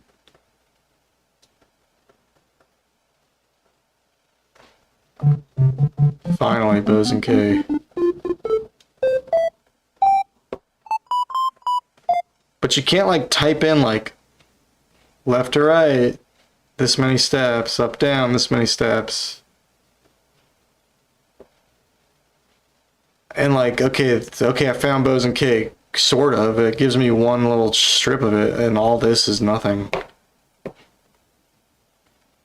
Yeah, the skew, I like the skew knob. But to be fair, that's not unique to Pitch Grid. Like, you can do that in Wilsonic. You can change the size of your generator with the scroll in Wilsonic. It's not hard to do that. But it does look really nice here. And you can see the pitches move. That is a cool visual. Like, that's really nice to look at. And then the other thing too, you can make these different rulers show up. So you could do, and you can make these like primodal, like you can change the root. So this is all over 11 stuff. So I could have a 7-note scale, and here's all my nearest, I don't know, over 11 stuff, and then you can snap it to those notes so that it's all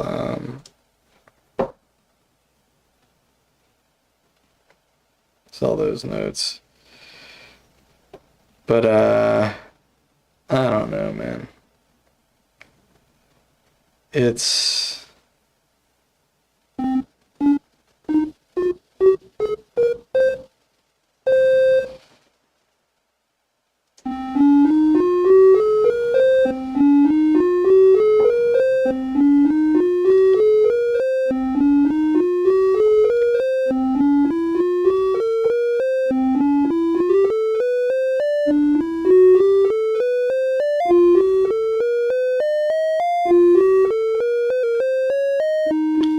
so yeah, to like do these quick detempers and stuff, which that is kind of neat.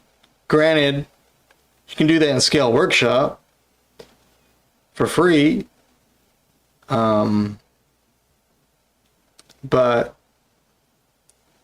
and I'm pretty sure you can even do like a primodal detemper in Scale Workshop, although I'm not totally sure how that works, but I think you can do that kind of thing.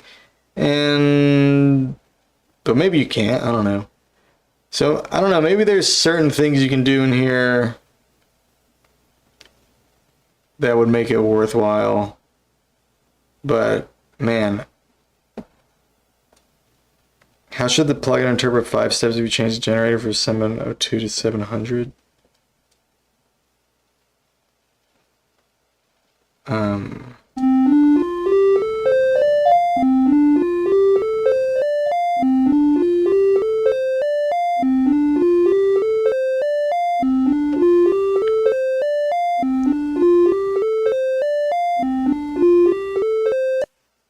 So what would the 702 generator be? 702 skew.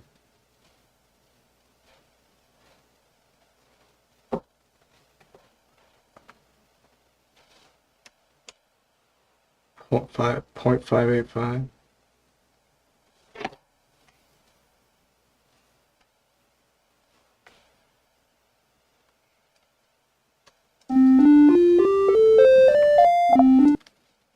Oh, it doesn't even. No, maybe it does. I don't know. 702 right there. Okay.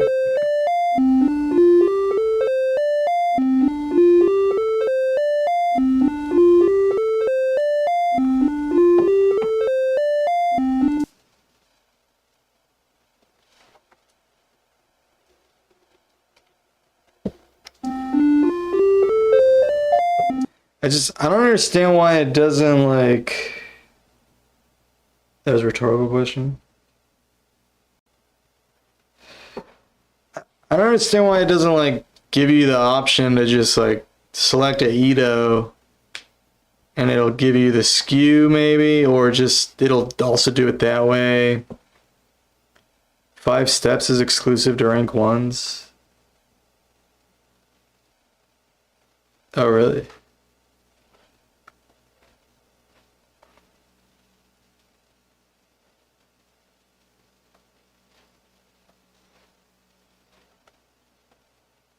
You didn't have to specify generators and periods.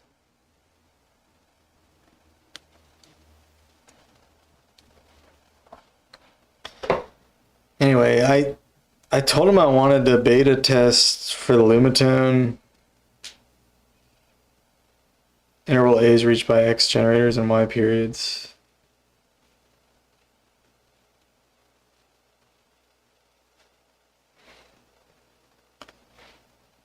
But yeah, like now I don't even want to beta test because I kind of just don't like this.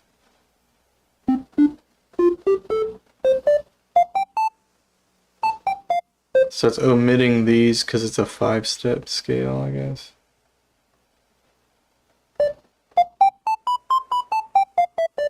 I mean, I mean it's in beta. Maybe he'll improve it. But like this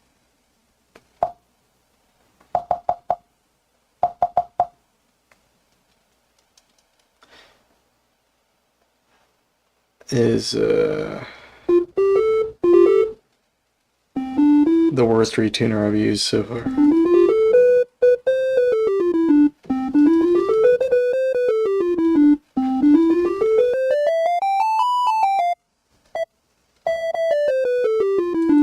And it is very nice looking. It's maybe the nicest looking, but probably the experience has been the worst. And in fact, to the point where it actually pisses me off. Like no retuners really pisses me off. I'm kind of annoyed with intonal because you have to nest your plugin in intonal to do MIDI pitch bend, which you don't have to do in this, which is nice. But so far the MIDI pitch bend doesn't even work.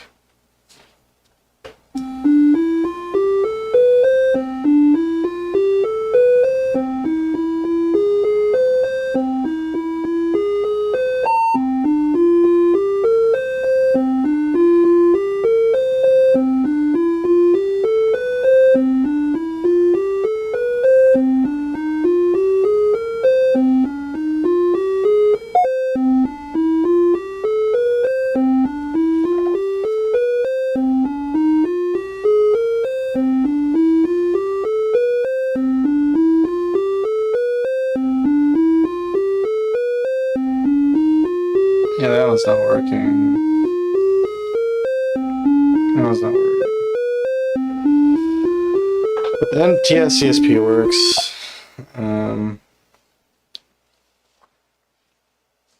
Alright, well, I do feel better about it since you seem to appreciate it. I think that's points in its favor.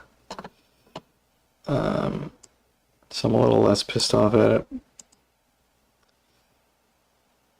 But yeah, I think it's just, I don't know, it's not really for me. Alright, y'all. What a crazy night. It's maybe the best retuner if you want to use huge rank 2 tunings, which is something I could see myself doing. Well, there you have it. I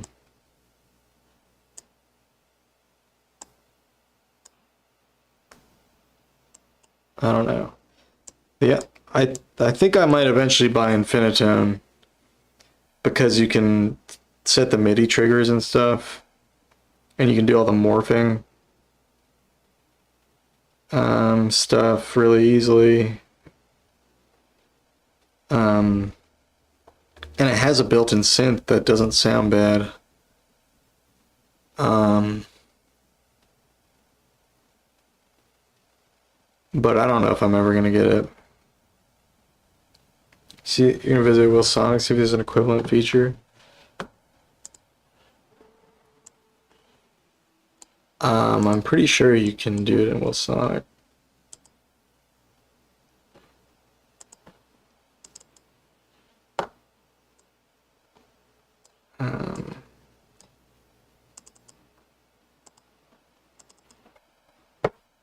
Pretty sure.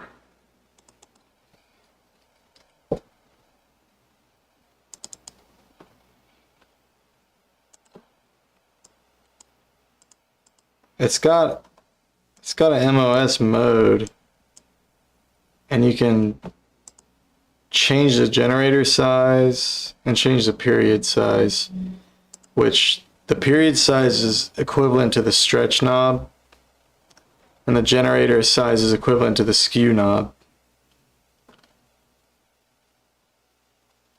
And then it's got some other shit, I don't even know what that is. And yeah, it gives, but here's what's fucking awesome about Will Sonic.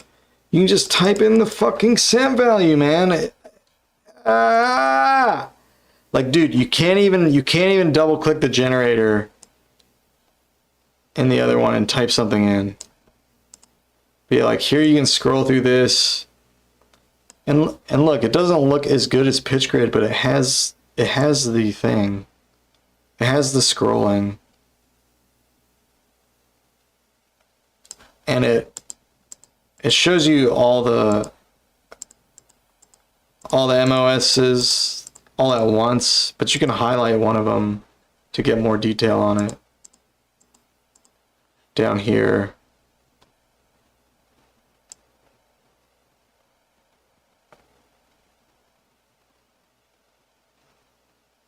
Oh yeah, maybe you can't change it. Oh, here's the mode right here. It's got the mode scroll right here. So it's a little less intuitive maybe, but I think it just scrolls through the modes in order, so maybe not.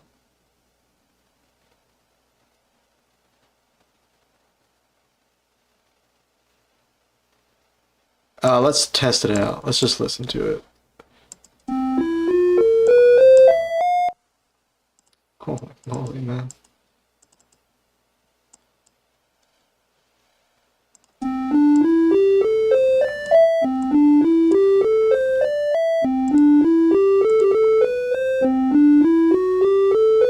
So we're in our 7 note. It's like the same thing. So mode 0 is Lydian, I think. Mode 1, diatonic. Mixolydian. Dorian. Aeolian. Phrygian.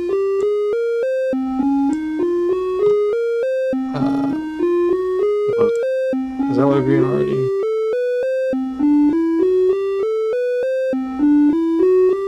Back to Lydian, I guess. Yeah, because it starts at 0. Okay, that makes sense.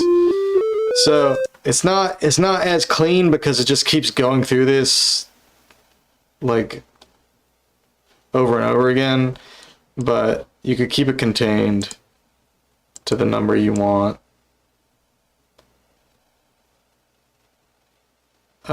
Whereas in Pitch Grid, the knob changes depending on how many rotations you have of the mode.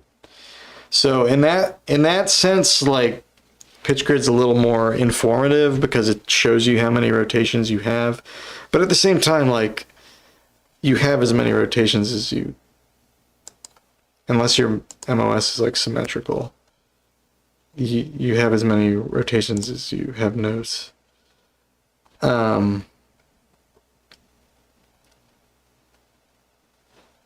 Unless it's symmetrical or whatever. So yeah, I guess Pitch Grid's giving you some more information for sure.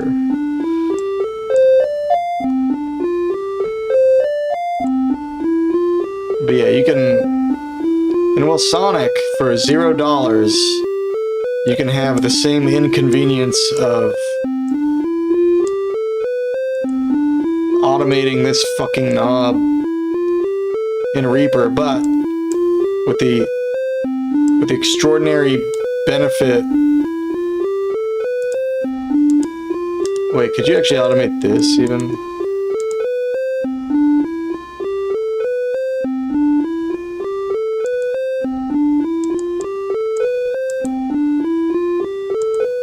Yeah, and this is actually the same value, it looks like 0.584. So yeah, you can type in the exact same value as you would in Pitch Grid in here.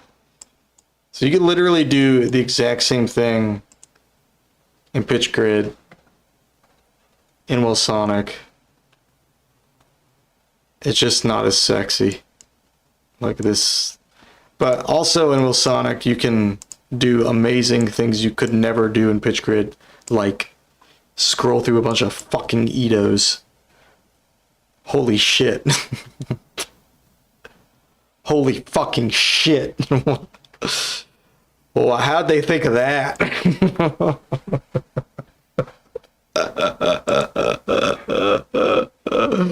How did they think of that, dude? Does it update the cent value from the G slider? It does. It just tells you what it is, man. Why pay 90 bucks? When will Sonic will do it for free, man? And more. And dude, and he's like on his website, he's like, oh, I don't use Scala because I think it's too limiting and the music of the future doesn't need Scala. And guess what Will Sonic does? It does all the same shit his fucking thing does, and it takes fucking Scala. And it's open source? Are you kidding me, dude? To be fair, when I've tried to load Scala files in here, it's never worked. I think it does work. I just don't know how to use it. But I don't really care. I just use other stuff. I just use Surge for Scala. But like, if I want to play in Eidos, I just pull up Will Sonic and I scroll this wheel to the Eido I want, and I call it a day. But if I wanted to do all that cool MOS stuff, I could do it in Will Sonic.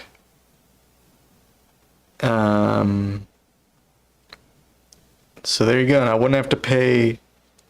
Yeah, and it has a tuning morph. Yeah. You can only do 2, but you can do it, and it'll do a smooth scroll between 2 tunings. It's pretty sick.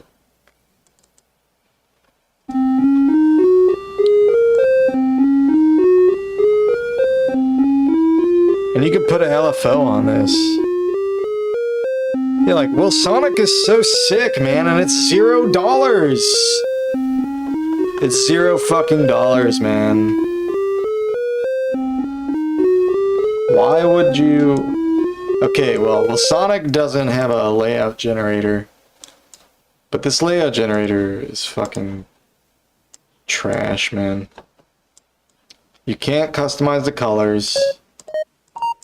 Half the notes don't work. I don't even know how you get them to work. It won't show you the other C's. Like, there's other C, like B sharp should be another C, but it's not. It's just not available.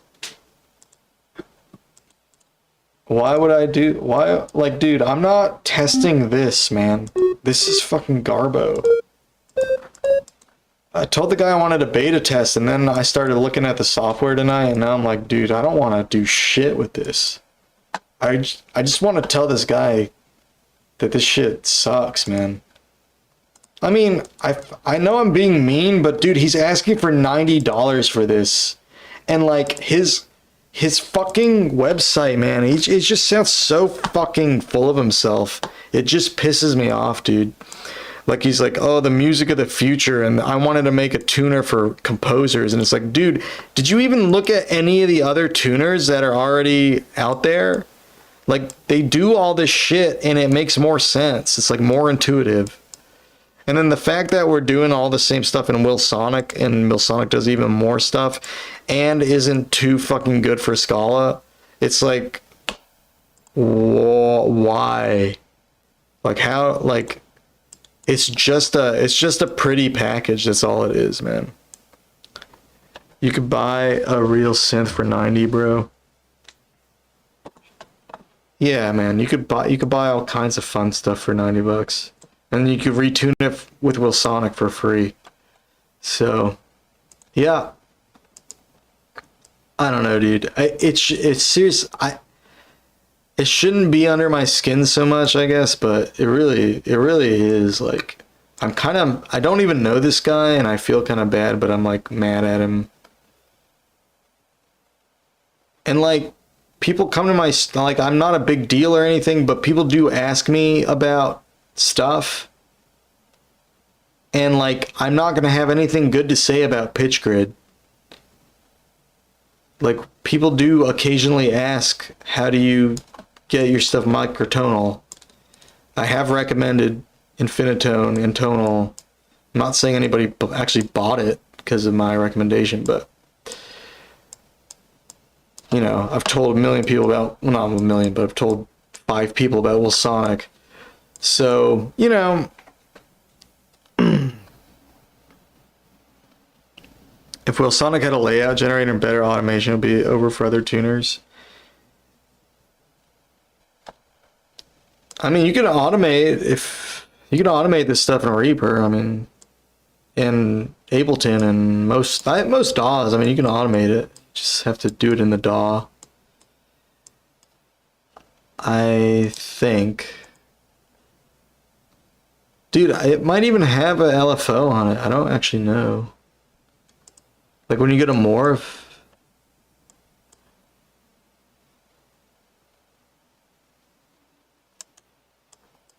No, I don't think it does. Actually, but yeah, you can put a LFO on it. Oh, what is this? It just changes the colors. Oh yeah, and Wilsonic also makes sound. Like, it's not the best sounding synth, but it does. You can actually play Wilsonic. The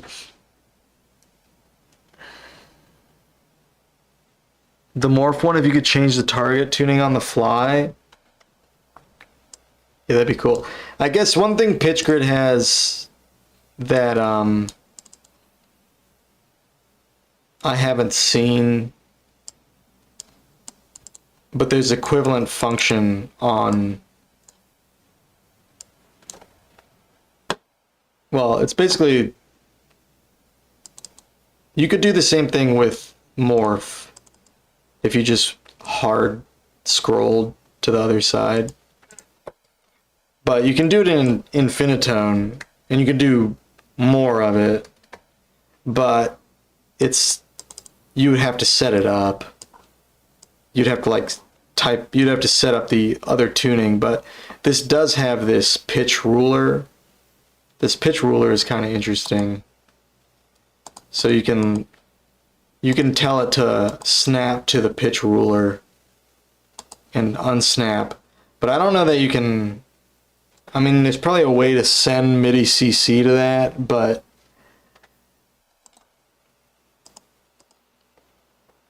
there's no way to easily set that up in Reaper. So you can't like automate that. So it's like, honestly, it's probably better to just have both tunings available and to be able to morph them and all that. So, which you could do in Wilsonic, you could do in Infinitone. I don't know if you can do that in Intonal, but I wouldn't be surprised.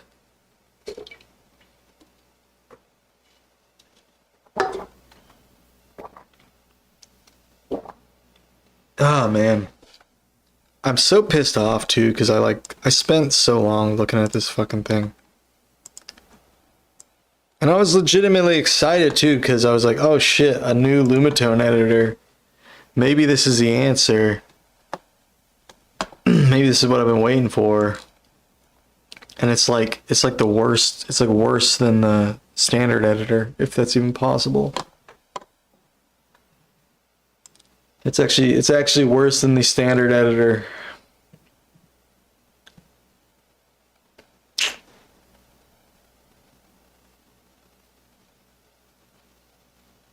Yeah, and how do you do 34 Edo in Pitch Grid, man? How do you even do that? Can you even do that? You'd have to generate it with like a semaphore or something. You come up with use cases for it, but most people know.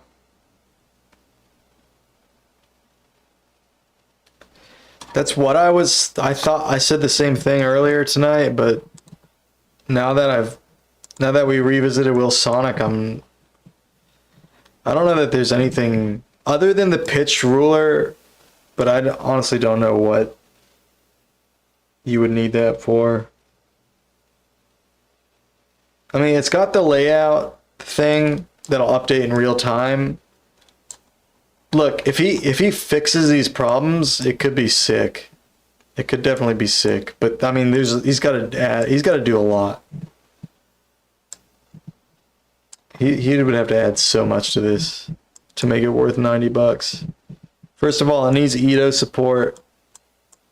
Just straight up. Just add it. Who cares? No one cares what you think, man. Nobody wants to just do this. Maybe one person, maybe Romeo's prefers this, yes, but does Romeo's want to be beholden to this? No one wants that. No one.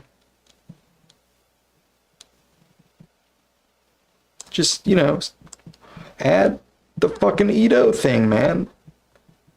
Make it so you can type in the generator in cents. That's so fucking silly that that's not there.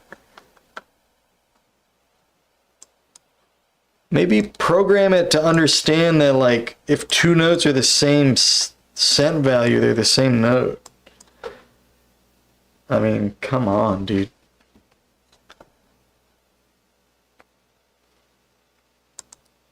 It's rank 2 RTT math rank wink rate.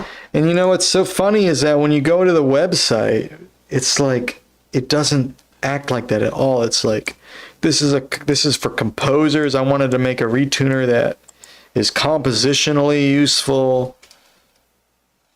And it's like, dude, this shit doesn't even make sense.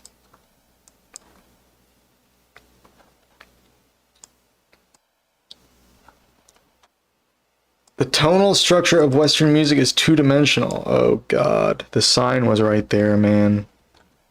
Fuck. How did I miss this, man?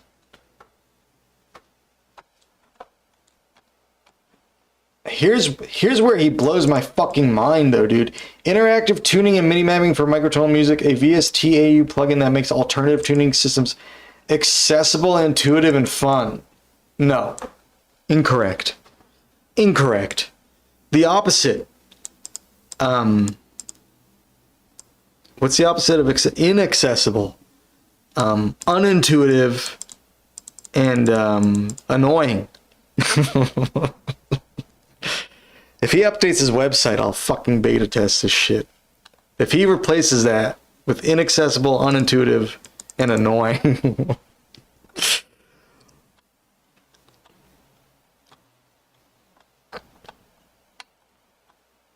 Dude, it even shows the fucking bullshit right here. Why would you want this, man? Why would you not want to be able to play the redundant notes, man? The tonal structure of Western music is and always was two-dimensional. What are you even saying, man? The pitch grid concept clarifies this realization and draws a vision of its potential impact. By representing musical relationships on a two-dimensional lattice, we can understand complex tuning systems and create tools that make microtonality accessible to everyone. No, man. No. This is what I was saying earlier. Zia Arose makes microtonality accessible by giving you a 12-note subset of harmonic series randomness that sounds cool. That makes microtonality accessible. This is just fucking annoying, man. It's just annoying. Learn about the mathematical foundations. It's just like trying to force you to approach things the way this guy thinks about it.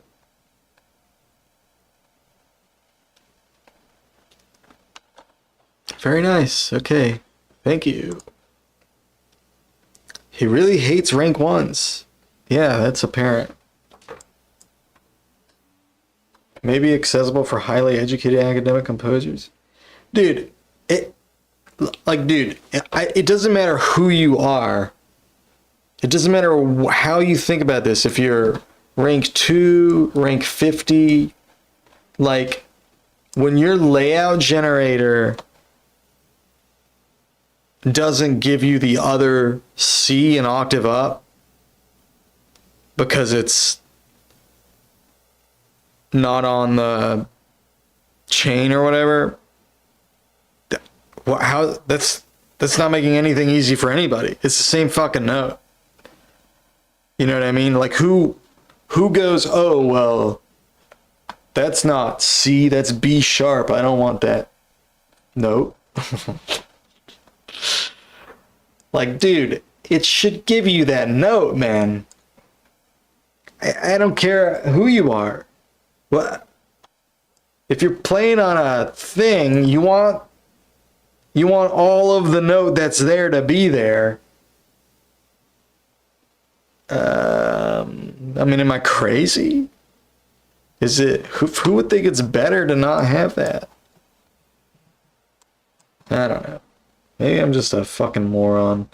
I don't get rank 2s.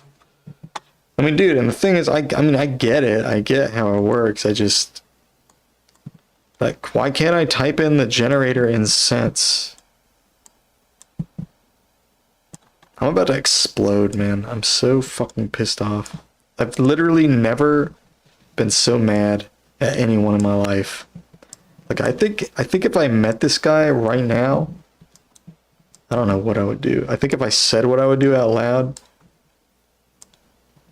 this would be my last stream. Technically, it's doing its job correctly with rank 2s. If your brain sees everything as rank 2s, seeing B sharp equals C could throw a wrench in the process. Yeah, I guess if you take everything so fucking literally.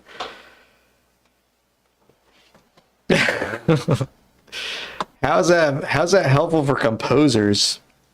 You know what I mean? I don't know, man.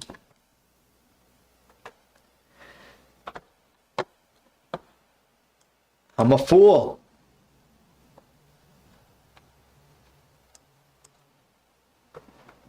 I'm too dumb for pitch grid.